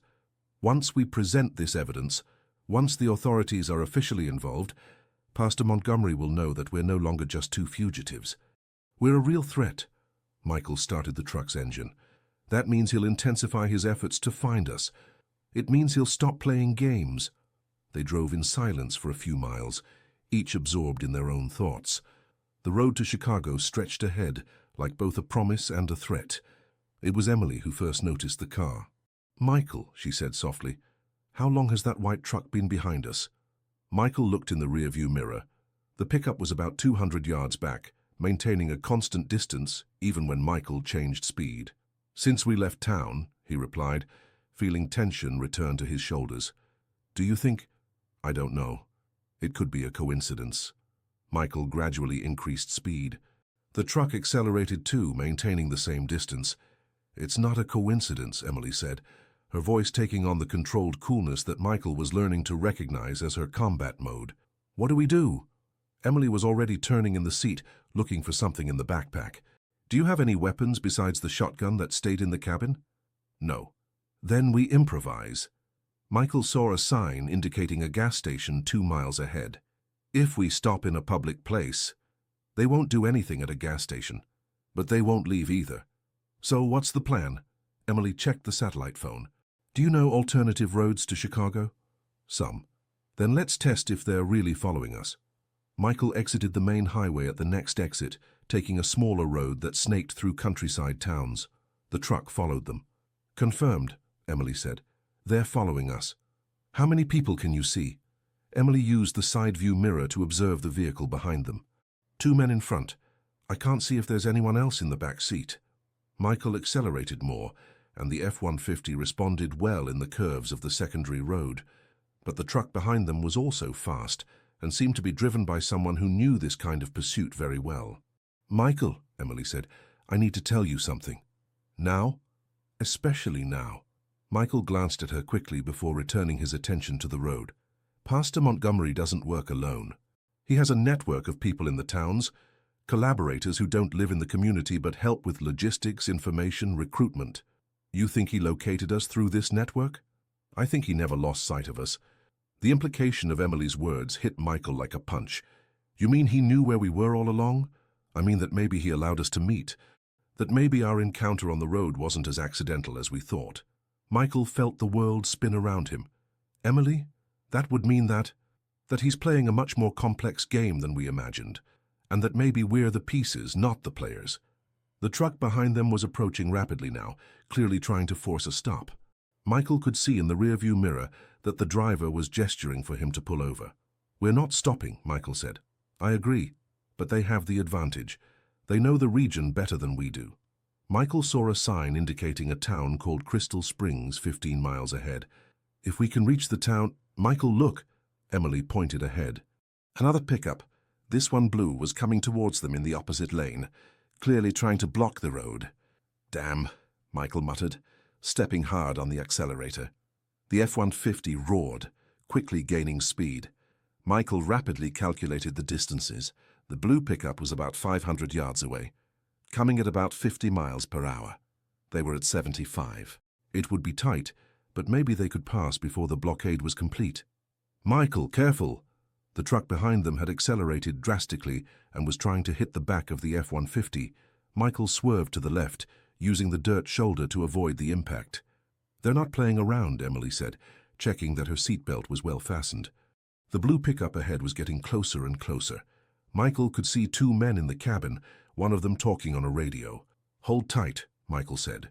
When the 2 pickups were less than 50 yards apart, Michael turned sharply to the right, completely leaving the road and entering a dirt trail that cut through a pasture. The maneuver caught the pursuers by surprise. The blue pickup drove straight past, braking violently but unable to make the turn in time. The truck behind them tried to follow the trail, but the distance had increased considerably. "Where does this trail lead?" Emily asked, holding onto the dashboard as the truck bounced over rocks and holes. "I have no idea," Michael admitted. "I'm improvising." The trail snaked through a cattle farm, passing between trees and wire fences. Michael could see curious cattle observing the pursuit with uncomprehending bovine stares. After about 2 miles, the trail reached a smaller asphalt road. Michael turned left without reducing speed, the wheels skidding slightly on the asphalt. "Are they still behind us?" he asked. Emily looked in the rearview mirror. "The white truck managed to follow us, but it's farther away now. I don't see the blue one." Michael drove for another 10 minutes, making several random turns before finally slowing down. "I think we lost them," he said. For now. Michael stopped at a lookout point by the side of the road, from where they could see miles of valley stretching below them. There was no sign of pursuers. "Michael," Emily said, "we need to rethink everything." "Why?" "If Pastor Montgomery really has a network of informants, if he knew about our meeting from the beginning, then he also knows about our plans." Michael turned off the engine and turned completely to her. "You think he knows about the calls I just made?" "I don't know. But we have to assume he does. That means Catherine and Mark could be walking into a trap. Or we could be walking into one." Michael ran his hands through his hair, trying to process all the implications. If he knows everything, why didn't he just grab us at the cabin? Why all this staging? Emily was silent for a long moment, looking at the valley below. "Because he doesn't just want to capture us," she finally said. "He wants to use us." "How?" "Think about it. You're a respected former prosecutor making serious accusations against a religious organization. I'm a former member with access to internal evidence. If he can publicly discredit us—" Michael completed the thought. "Any future investigation into the community would be prejudiced. We would become the crazies who tried to incriminate innocent people with false evidence." "Exactly. And meanwhile, Sarah would be consecrated as planned, and any attempt by us to rescue her would be seen as kidnapping an adult who chose her life." Michael started the engine again. "So what do? We change the rules of the game." "How?" Emily took the satellite phone. "We'll make the meetings happen, but not the way he expects." Michael waited while she dialed a number. "Catherine, this is Emily, the witness Michael mentioned." "Yes, he's with me." "Catherine, I need you to change the meeting location. We can't go to the shopping center." "Why?" "Because we're being followed, and there's a good chance that the meeting is a trap." Michael could hear Catherine's voice on the other end, agitated but controlled.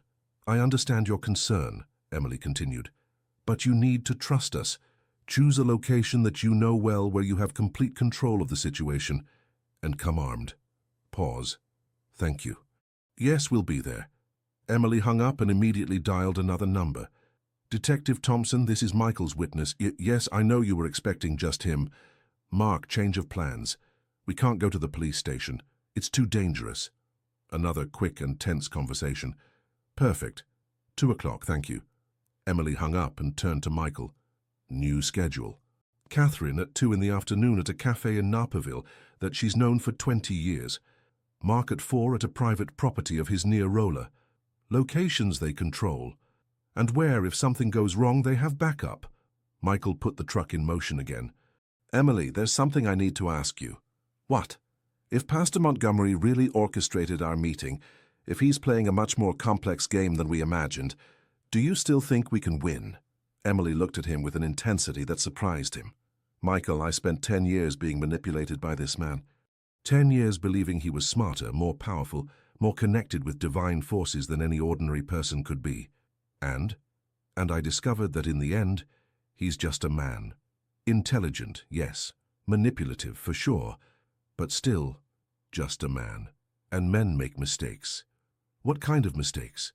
"The kind that comes from arrogance. Pastor Montgomery is so confident in his own superiority that he can't imagine that his victims can be smarter than they appear." Michael smiled for the first time since the pursuit. "You have a plan." "I'm developing one." "Want to share?" Emily checked the time on the phone. "First, we'll have the meetings. We'll deliver the evidence and ensure that there are official investigations underway. This establishes our legitimacy. And then? Then I go back to the community." Michael almost lost control of the steering wheel. "What? Emily, no. That's crazy." "No, Michael. It's strategy." "What do you mean?" "Pastor Montgomery expects us to either run away or try to work only through the authorities. He doesn't expect me to return voluntarily, because it would be suicide. It would be if I returned as the frightened Emily who fled 2 weeks ago, but that's not the person who's going back." Michael pulled the truck over to the shoulder and turned completely to her. "Emily, explain to me exactly what you're thinking.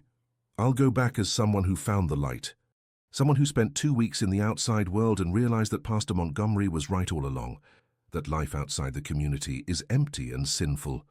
And you think he'll believe that? He will, because it's exactly what his ego needs to hear. That his spiritual influence is so powerful that even a traitor who attacked him eventually recognizes his superiority. Michael shook his head. It's too risky. Any plan would be risky, but this one has the advantage of using his own arrogance against him. And Sarah, once inside, as a penitent returning, I would have access to her. I could work to convince her gradually that there is life outside the community. And if you can't convince her, Emily was silent for a long moment, then at least I would have tried. And the authorities would have the evidence necessary to act, regardless of what happens to me. Michael held her hands. Emily, I can't let you do this alone. You won't let me do it alone. You'll be coordinating with the authorities on the outside, ensuring that if something goes wrong, there's a rescue operation ready. And if they kill you before any rescue is possible, they won't kill me immediately. Pastor Montgomery will want to use my return as an example for other members. He'll want to exhibit me as proof that no one can really escape his influence. Michael pulled her into a hug. There's something you're not telling me, he said. Something about why you're so sure this plan will work. Emily pulled away slightly to look into his eyes. You're right, there is something. What? Pastor Montgomery isn't just the leader of the community. He's my biological father. Michael was completely still. Your what? My mother had an affair with him before I was born. She fled the community when she discovered she was pregnant, but he always knew of my existence. That's why it was so easy to recruit me when my mother died. Emily, and that's why he'll never really kill me. No matter how much I challenge him, no matter what I do, deep down he sees me as his ultimate creation, the daughter he molded in his own image. Michael felt as if everything he thought he knew about the situation had been reorganized in a completely different configuration. This changes everything, he said. It changes. But it also creates opportunities that wouldn't exist otherwise. What kind of opportunities? Emily smiled, but it was a cold, calculated smile. The kind that allows a daughter to destroy her father from the inside. Michael looked at her for a long moment, seeing not the frightened woman he had found on the road, but someone who had finally found a way to use her own history of abuse as a weapon. Are you sure about this? I've never been more sure of anything in my life. Michael started the engine again. Then let's make it work. You'll support me. I'll do more than that. I'll ensure that when you get out of there, and you will get out of there, we'll both have a future to build together. Emily leaned in and kissed him, a kiss that sealed not just their decision, but also a mutual promise that regardless of the risks they would face in the coming weeks, neither would face them alone. When they separated, Michael put the truck in motion towards Naperville, where the first phase of their counterattack against Pastor Samuel Montgomery would begin in less than 2 hours. And for the first time since the pursuit had begun, both felt like hunters, not prey.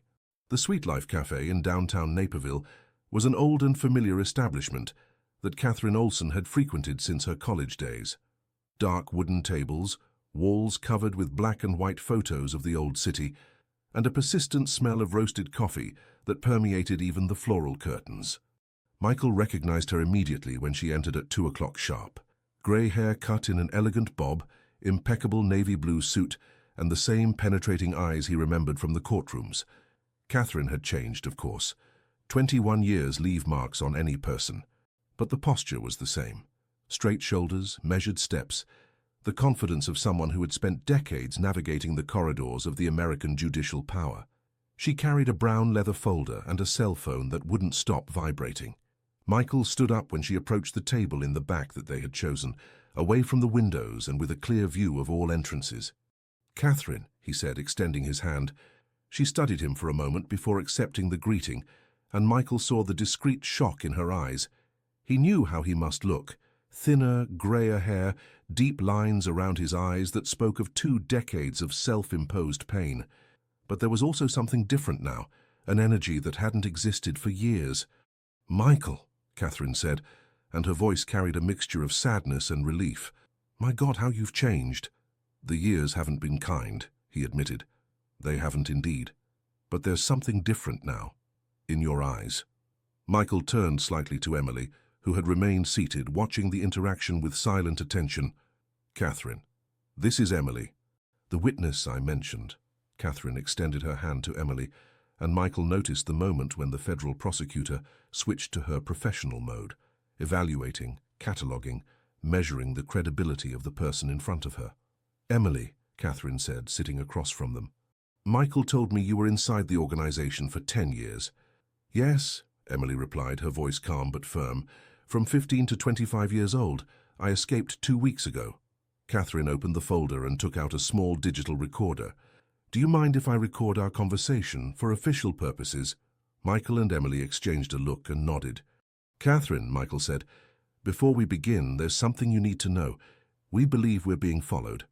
There's a real possibility that Pastor Samuel Montgomery knows about this meeting." Catherine didn't seem surprised. "I kind of expected that," she said. "That's why I chose this place." "I have 2 federal agents in disguise in the cafe, the woman reading a newspaper near the window and the man at the counter ordering coffee. If anything happens, we'll be protected." Michael felt immense relief. Catherine had taken their concerns seriously. "Thank you," he said. "Don't thank me yet. First, I want to see this evidence you say you have." Emily placed the flash drive on the table. "It's all here. Financial records from the last 5 years, correspondence with politicians and local authorities, lists of members, including minors, and videos of ceremonies that clearly constitute ritualized sexual abuse." Catherine took the flash drive and examined it. "How did you get access to all this?" "I was one of Pastor Montgomery's favorite spiritual brides. He used me as his personal secretary in recent years. I had access to files that not even the other leaders saw." "And why did you decide to document everything?" Emily hesitated for a moment, looking at Michael. "Because I discovered that my younger sister would be the next one chosen when she turned 18. I knew that eventually I would have to find a way to get her out of there, and solid evidence would be necessary." Catherine made some quick notes. "And your sister is still there?" "She is. Her 18th birthday is on December 28th. The consecration ceremony is scheduled for New Year's Eve." Catherine stopped writing and looked directly at Emily. "That's 2.5 weeks from now." "Exactly. And you understand that a complete investigation and a rescue operation would take at least 2 months to be properly organized." "We understand," Michael said. "That's why we need your help to accelerate the process." Catherine leaned back in her chair, clearly processing the implications. "Michael, tell me about the connection between this cult and your family's death." Michael took a deep breath and told the whole story: the release of Robert Miller, the attack on Christmas Eve, the recent discovery that Robert was a follower of Pastor Montgomery, the books sent with dedications that revealed the planning behind the tragedy. When he finished, Catherine was completely still. "You're telling me that Rebecca and Lily's deaths were part of an elaborate plan by this cult?" "I am. And you have proof of this?" Michael took one of the books he had brought and showed the handwritten dedication. Catherine read in silence, and Michael saw her expression gradually harden. "Son of a bitch," she muttered, momentarily forgetting professional formality. "Catherine," Emily said, "there's something else you need to know." "What?" "Pastor Samuel Montgomery is my biological father." Catherine was dumbfounded. "Your what?" "My mother had a relationship with him in the 80s before I was born. She fled the community when she discovered she was pregnant, but he always knew of my existence." Catherine looked from Emily to Michael and back to Emily. This completely changes the nature of the case," she said.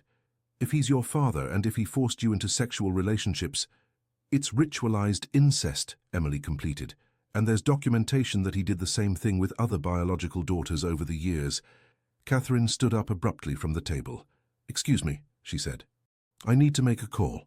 She moved to a more private corner of the cafe and spoke quickly on the cell phone for several minutes. Michael and Emily watched her, trying to read her body language. "She's shocked," Emily observed. "She is. But she's also mobilized. I've known Catherine long enough to know when she's ready to go to war mode." Catherine returned to the table with a determined expression. "I just spoke with the Attorney General. As of now, this is officially a maximum priority case for the FBI." "What does that mean?" Michael asked. "It means we'll have unlimited resources, authorization for special operations, and direct coordination with other security agencies." "And the deadline?" Catherine looked directly at Emily. "We won't let your sister be abused. We'll conduct a rescue operation before her birthday, regardless of how long the complete investigation will take." Emily felt tears of relief beginning to form. "Thank you," she whispered. "Don't thank me yet. There are several complications we need to resolve." "What kind of complications?" Michael asked. "First, The community is on private property, legally registered as a religious organization. We can't simply invade without solid probable cause. Aren't the evidence on the flash drive enough? They're enough to start an investigation, but not for a military operation. We need something more immediate, more irrefutable. Emily and Michael exchanged a look. "Catherine," Emily said, "what if we had someone on the inside?" "What do you mean?" "What if I returned to the community?" Catherine looked at her as if she had gone crazy. "Emily, that would be suicide. Not if I returned as a penitent, as someone who spent 2 weeks in the outside world and realized that Pastor Montgomery was right all along." "You think he would believe that?" "I'm certain he would believe it. It's exactly what his ego needs to hear." Catherine looked at Michael. "And you agree with this?" Michael hesitated. "It's risky, but it may also be our only chance to make absolutely sure that Sarah will be rescued." Catherine was silent for a long moment. "If, and I say if, we considered this option, you would have to use communication equipment. Microphone, GPS tracker, everything. Pastor Montgomery conducts body searches on everyone who returns to the community," Emily said. "Any electronic equipment would be discovered immediately. Then how would we maintain contact?" Emily thought for a moment. "There's a large tree, an old oak, on the eastern border of the property. I could leave messages there daily. Someone could check without being seen." Catherine made more notes. "How many armed people are there in the community?" "About 15 men with military training." "Pastor Montgomery has always been paranoid about security." "What kind of weaponry?" "Rifles, pistols, some automatic weapons. Nothing too sophisticated, but enough to resist a poorly planned operation." Catherine closed the notebook. "I'll talk with my team. I can't promise anything, but we'll consider all options." Michael leaned forward. "Catherine, there's something else. We believe Pastor Montgomery has a network of informants in the towns. It's possible he knows about this meeting." "I expected that," Catherine said. "That's why I took extra precautions. But it also means that any plan we make has to take into account that he may be one step ahead." "Unless we use that to our advantage," Emily said. "How?" "If he thinks he's controlling the situation, he may become complacent, make mistakes." Catherine stood up, putting her papers in the folder. "I'll analyze everything you've given me today. We'll have an answer in 48 hours. "And the meeting with Detective Thompson?" Michael asked. "Keep it. We need total coordination between FBI and state police." Catherine extended her hand to both. "Michael, Emily, you two have been very brave to come here. I won't let that courage be wasted." After Catherine left, Michael and Emily remained in the cafe for a few more minutes, each processing what had just happened. "Do you think she'll support the infiltration plan?" Emily asked. "Honestly? I don't know. Catherine has always been cautious, but she's also relentless when it comes to protecting victims. And if she says no?" Michael looked at her directly. "Then we'll do it our way." The trip to Rolla took 2 hours, and they spent most of the time in silence, each lost in their own thoughts. The landscape of Missouri unfolded around them. Gentle hills, cattle farms, small towns that seemed to have stopped in time. Detective Mark Thompson's property was on the outskirts of the city, a modest property with a main 2-story house and several sheds scattered around the grounds. Mark was waiting for them on the porch, wearing jeans and a plaid shirt. Very different from the formal image that Michael remembered from the times they occasionally worked together. "Michael!" Mark shouted, coming down from the porch to greet them. "Man, you really disappeared from the map!" Michael introduced Emily, and they headed to an improvised office in one of the sheds. The walls were covered with maps, photos, and documents related to various cult and extremist group cases. "Impressive," Emily commented, observing the meticulous organization. "It's my obsession," Mark admitted. "In the last 10 years, I've investigated more than 30 suspected groups in Missouri. The Children of the Lamb have always been one of the most difficult to penetrate." "Why?" Michael asked. Mark pointed to a map on the wall, marked with colored pins. "They are extremely organized. Legally registered property, solid political connections, and a security system that would make private companies envious. Every time we've tried an investigation, we've run into expensive lawyers and local authorities who don't see anything wrong." "Bribery?" Emily asked. "Among other things, Pastor Samuel Montgomery has tentacles throughout the region. Mayors, councilmen, sheriffs, judges. It's an almost impenetrable protection network." Michael felt a chill down his spine. Almost? Mark smiled. Almost. Because 3 years ago, one of his spiritual brides tried to escape. She didn't succeed, was brought back. But during the 2 days she was out, she made some specific accusations. What happened to her? Emily asked, although she already knew the answer. She died in an accident 6 months later, fell from a cliff during a spiritual walk. Emily closed her eyes. Melissa, she whispered. Mark looked at her with surprise. You knew her? She was my best friend there. She told me about the escape before she died. She was the one who gave me the idea to start documenting everything. Mark approached Emily with renewed interest. What else did Melissa tell you? That she had spoken with a police officer in Jefferson City, that she had made formal accusations. But when she returned, Pastor Montgomery knew everything she had said. That confirms our suspicions about leaks, Mark said. There's someone in the system passing information to him. What does that mean for our operation? Michael asked. Mark walked to a table covered with documents and picked up a thick folder. It means we have to be very careful about who we involve. We can't trust the normal channels. But you can trust your own team. I can. I have 5 investigators who have worked with me for years. All have been tested in sensitive operations. Mark opened the folder and showed aerial photographs of the Children of the Lamb community. These were taken by drones 6 months ago. Can you help me identify the structures? Emily studied the photos carefully. This is the main headquarters, she said, pointing to a large building in the center. This is where the administrative offices and the meeting hall are. This smaller building is where Pastor Montgomery lives with his wives, and these smaller houses are where the other members live. And the security systems? Cameras here, here, and here. Emily indicated several points. Armed guards do rounds every 2 hours, and there's an alarm system connected to all the main entrances. Mark made detailed notes.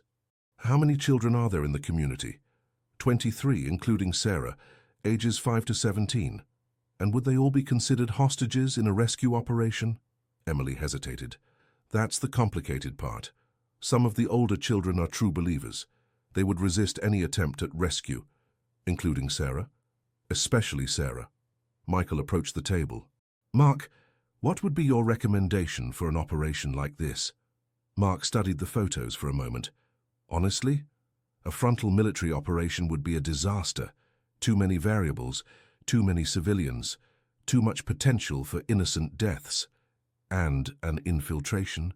More promising, but extremely dangerous for whoever goes in.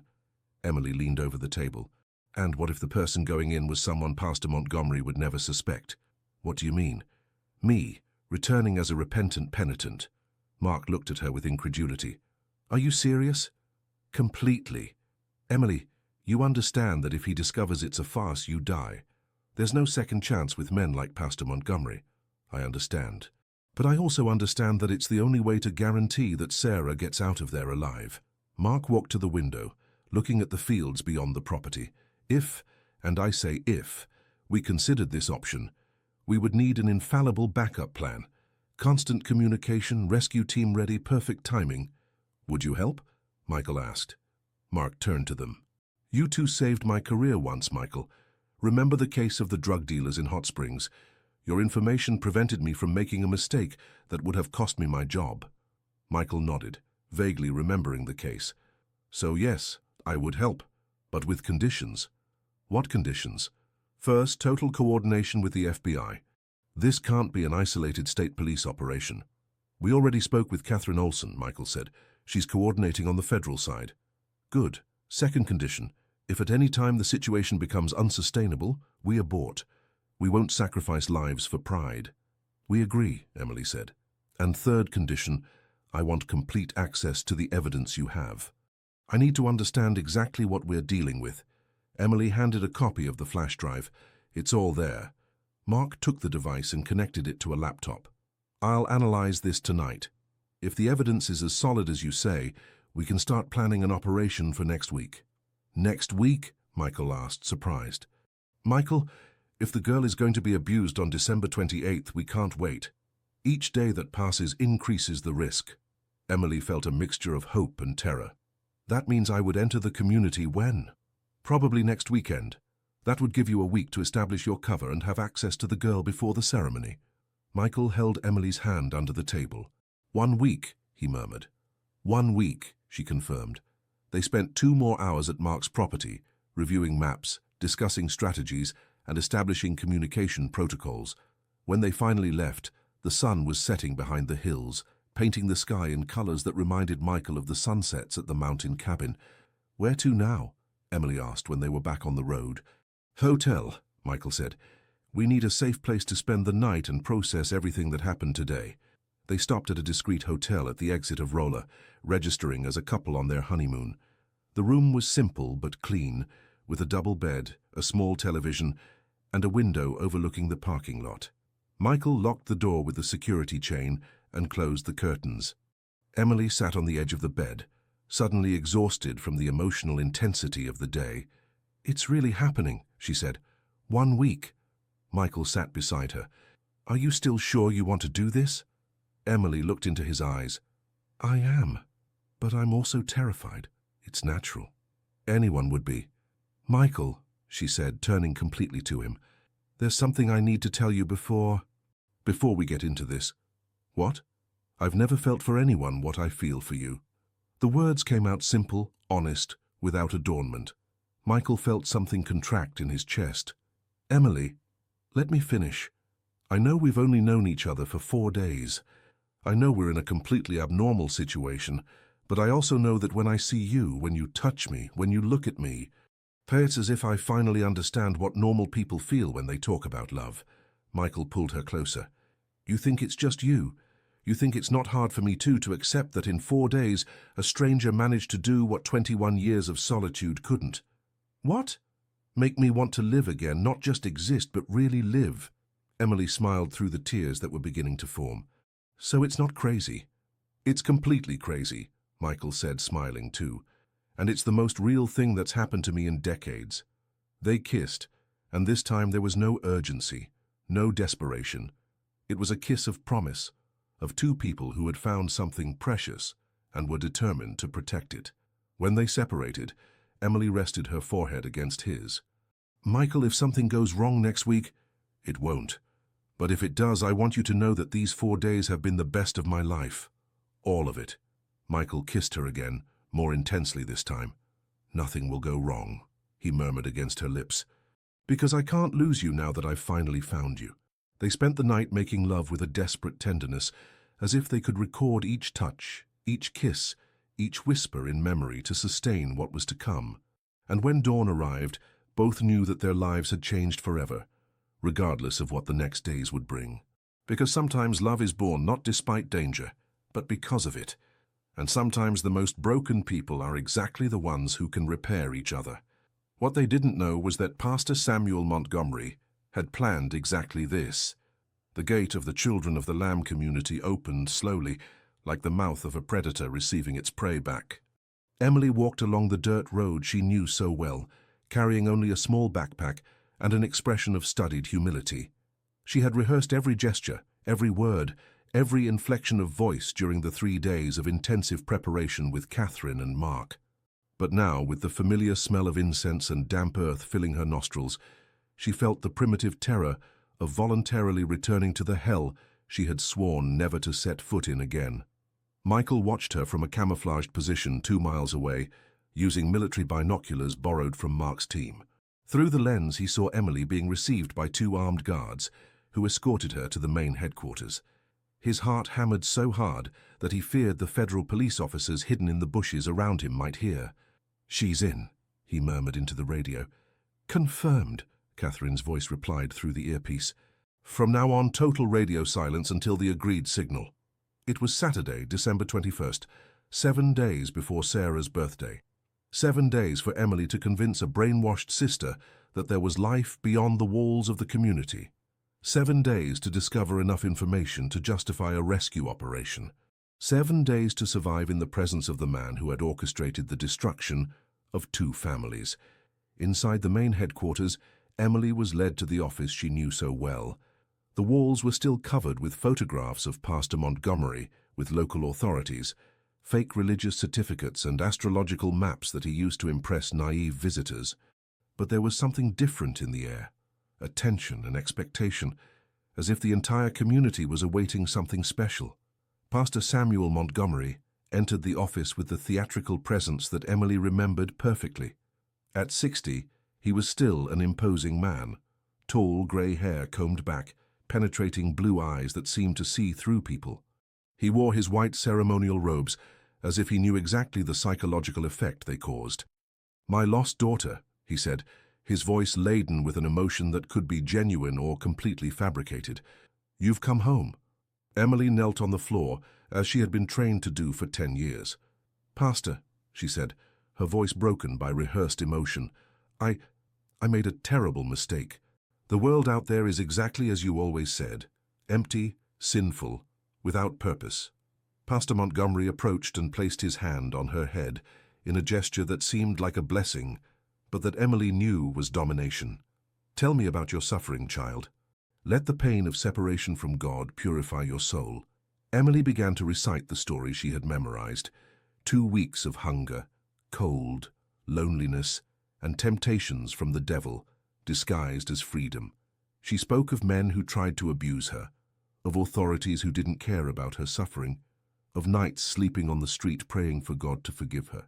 "And it was then," she said, raising her eyes to meet his gaze, "that I understood.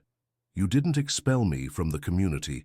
God sent me outside so I could truly understand the value of what we have here." Pastor Montgomery smiled, and Emily saw in that smile exactly what she had expected: absolute satisfaction. His ego being fed by the narrative that even his most rebellious victims eventually recognized his superiority. "Rise, my daughter," he said. "You have passed the most difficult test God could impose. Now you are truly ready to understand his deepest mysteries." Emily stood up, forcing tears of relief. "Pastor, there's something else I need to confess." "Speak." "While I was outside, I met a man, a broken man by pain, lost as I was. And when I told him about you, about our community, he wanted to come too." Pastor Montgomery tilted his head, interested. "What kind of man?" "A former prosecutor. Lost his family many years ago and spent decades blaming himself. When I told him how you taught me that pain is God's way to purify us, he understood," Pastor Montgomery completed, his eyes shining with a dangerous light.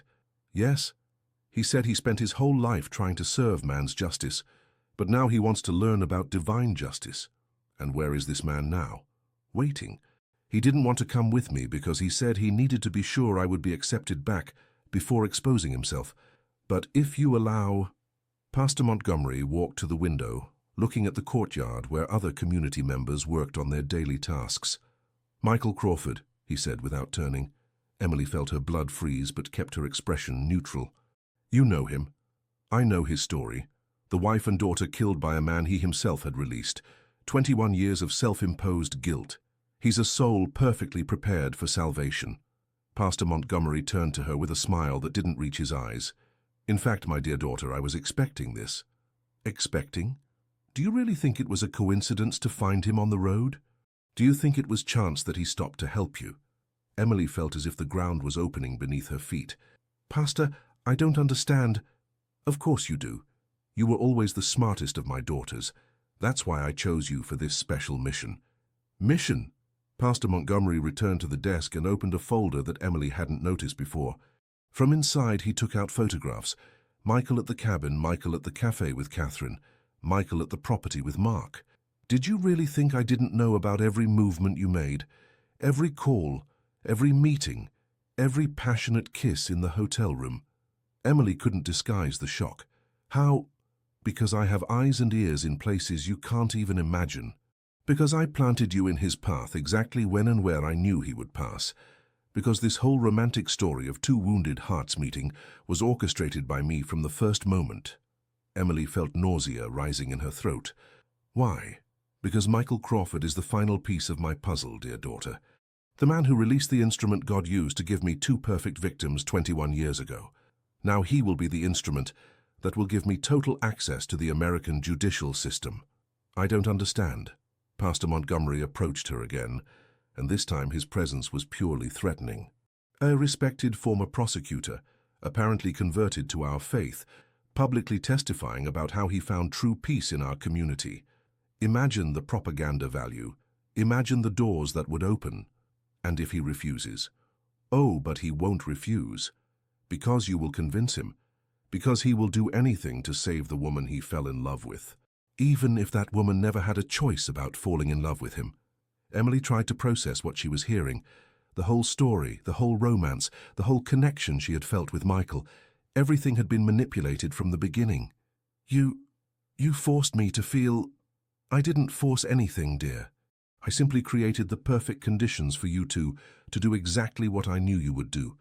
Two wounded hearts finding consolation in each other. It's as predictable as it is pathetic. Real tears began to run down Emily's face. And Sarah? Sarah will continue fulfilling her divine destiny as planned. She will be consecrated as my wife on New Year's Eve, and you two will be there to witness the ceremony, a family reunited to celebrate God's will. Pastor Montgomery returned to his desk and picked up a phone. "Bring the girl," he said. 2 minutes later, Sarah entered the office. Emily felt her heart shatter seeing her sister, thinner, paler, with eyes that once shone with joy now glazed by complete indoctrination. "Sarah," Emily whispered. "Sister," Sarah replied, but her voice was cold, distant. "Pastor Montgomery told me about your trial, about how God tested you and you failed." "Sarah, You abandoned me," Sarah continued, the words coming out like blades. "You tried to corrupt me, take me away from the sacred path, and now you return pretending repentance." Emily looked from Sarah to Pastor Montgomery, seeing the smile of satisfaction on his face. "Sarah, please, listen to me. There's a whole world out there. There's life beyond these walls." "There's only sin and temptation," Sarah replied mechanically. "Pastor Montgomery taught me the truth about you, about how the devil uses people we love to tempt us." "Child," Pastor Montgomery intervened, "your sister is still confused, but with time and prayer, she will return to the right path." Sarah nodded and left the office without even looking at Emily again. Emily turned to Pastor Montgomery with an anger she could no longer disguise. "What did you do to her?" "I saved her, like I saved you, like I will save Michael when he arrives here." "He won't come." "Yes, he will. Because you will call him. You will tell him that Sarah is in immediate danger, and that there's only one way to save her, him coming personally to negotiate with me." "And if I refuse?" Pastor Montgomery walked to a drawer, and from it took out a pistol. "Then Sarah will die. Today, now, and you will watch." Emily looked at the gun, then at the man who had shaped and destroyed her life for decades. "You really are my father?" "Biologically, yes. But that never meant anything beyond genetics. You are my creation, my masterpiece, the daughter I molded exactly as I needed her to be. For what? For this moment. To bring Michael Crawford here of his own free will, to complete the circle I began 21 years ago." Emily closed her eyes, feeling the full weight of the manipulation she had suffered throughout her entire life. But when she opened them again, there was something different in them. No longer the submission of a victim, but the cold determination of someone who finally understood the complete game. "All right," she said. "I'll call him." Pastor Montgomery smiled and handed a cell phone to her. "Call. Tell him you discovered something about Sarah that changes everything, that he needs to come alone immediately." Emily took the phone and dialed Michael's number. He answered on the first ring. "Emily, are you okay?" "Michael," she said, allowing real desperation to show in her voice. "You need to come here. Now." "What happened?" "Sarah. Michael, I discovered something terrible. She won't just be a spiritual wife. Pastor Montgomery plans to kill her after the ceremony." "As a ritual sacrifice?" Pastor Montgomery nodded approvingly at the convincing lie. "Emily, that doesn't make sense. Why would he do that?" "Because she knows too much. Because she saw documents she shouldn't have seen. Michael, please, you need to come. It's the only way to save her. Where are the rescue teams? They can't act without solid, probable cause. But if you come, if you can get Sarah out of here on your own..." "Emily, this is a trap. I know it seems like it, but Michael, please, trust me. You're the only person who can save her now." Silence on the other end of the line. "Michael, I'm coming." Emily hung up the phone and handed it back to Pastor Montgomery. "Done," she said. "Excellent. Now let's prepare to receive our special guest." Outside the community, Michael hung up the phone and turned to Catherine, who had heard the entire conversation through the interception equipment. "It's an obvious trap," Catherine said. I know. Then why did you say you're going? Because Emily gave me the signal. What signal? Michael smiled grimly. She said that Sarah saw documents. But Sarah is 17 and functionally illiterate. Emily told me this in the first few days. She could never have seen documents she shouldn't have. Catherine frowned. Then why did she use that excuse? To tell me that Pastor Montgomery is forcing her to lure me into a trap, and that she has a plan. What plan? I don't know. But I trust her. Catherine communicated via radio with Mark and the rest of the team. Change of strategy. Michael will enter as planned, but we're advancing the rescue operation. All teams, attack position in 2 hours. 1 hour later, Michael was driving alone on the road that led to the community gate. On the passenger seat, there was a folder containing fake documents that would supposedly prove his intentions to convert. In reality, they were blank papers, but Pastor Montgomery wouldn't know that until it was too late. The gate opened, and Michael was escorted to the main headquarters by the same guards who had received Emily. But this time he noticed there were many more armed men strategically positioned along the path. In the office, Pastor Montgomery was waiting for him seated behind the desk, with Emily standing beside him. Michael quickly studied her face, looking for signs of injuries or coercion, but she appeared physically intact. "Michael Crawford," Pastor Montgomery said, standing up.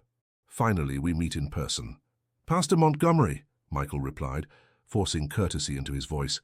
"Please, sit down. We have much to discuss." Michael sat in the indicated chair, noticing that Emily avoided his gaze. "Emily told me that Sarah is in danger," Michael said directly. "Ah, yes. My dear daughter was concerned about certain complications. But now that you're here, I'm sure we can resolve everything satisfactorily." Pastor Montgomery made a gesture, and 2 guards entered the office, positioning themselves behind Michael. "In fact," Pastor Montgomery continued, "there are some things you need to know about your friendship with Emily." For the next 20 minutes, Pastor Montgomery revealed the entire manipulation, how he had orchestrated the meeting between them, how he had monitored every movement, how the romance had been planned from the beginning. Michael listened in silence, his expression becoming increasingly somber. "You're lying," Michael finally said. "Am I?" "Emily, tell him about our earlier conversation." Emily finally looked at Michael, and he saw tears in her eyes. "It's true," she whispered. "Everything he said is true." Michael felt as if he had been stabbed. "Emily." "Michael, I didn't know. When I met you on the road, I truly believed it was coincidence. But everything, our meeting, my feelings, even my love for you, everything was planned by him." Pastor Montgomery smiled triumphantly. "And now, Michael, you're going to do exactly what I want. Because despite everything being manipulated, your feelings for her are real, aren't they?" Michael looked from Pastor Montgomery to Emily and back. "What do you want?" "I want you to publicly join our community. I want you to testify about how you found true peace here. I want you to become my representative in the American legal world. And if I refuse?" Pastor Montgomery made another gesture, and Sarah was brought into the office. This time, Michael could clearly see that she was drugged, glazed eyes, slow and uncoordinated movements. "If you refuse, the 2 women you love will die. Sarah today, Emily tomorrow. And it will look like a murder-suicide, the disturbed sister killing the girl and then killing herself out of remorse." Michael looked at Sarah, who could barely stand, then at Emily, who was watching him with an expression he couldn't decipher. "How much time do you give me to decide?" "None. The decision is now." Michael slowly stood from the chair. "All right," he said. "I accept." Pastor Montgomery smiled, but Michael continued speaking. "I accept with one condition. You're not in a position to make demands. I want to talk to Emily, alone. 5 minutes." "Impossible." "Then there's no deal." Pastor Montgomery considered for a moment. "Fine, 5 minutes. But the guards stay outside the door, and if you try anything—" "Understood." Pastor Montgomery gestured to the guards, who left the office along with Sarah. When the door closed, Michael and Emily were alone for the first time since the night at the hotel. "Michael," Emily began, "I'm so sorry, I didn't know—" "Quiet," Michael interrupted, but his voice was soft. "Listen carefully. In exactly 3 minutes you're going to scream, loudly, as if I were attacking you." "Michael, what—" "The guards will come running in. When they enter, you throw yourself on the floor behind the desk and stay there. No matter what happens, You stay on the floor until you hear the word freedom. Understood? Michael, you can't. Understood. Emily nodded, confused but trusting. And Emily? Yes? No matter how it started, no matter what he planned, what I feel for you is real. Completely real. Emily felt tears returning to her eyes. Michael. 3 minutes, he reminded her, looking at his watch. Outside the community, Catherine was receiving reports from the sniper teams positioned on the hills around. All positions confirmed, she spoke into the radio. Waiting for signal from the internal target. Assault teams ready, Mark replied. Medical team in position, added another voice. Catherine looked at her watch. Michael had entered the community exactly 45 minutes ago. Get ready, she said. Something's going to happen very soon. In the office, Michael looked at his watch one more time.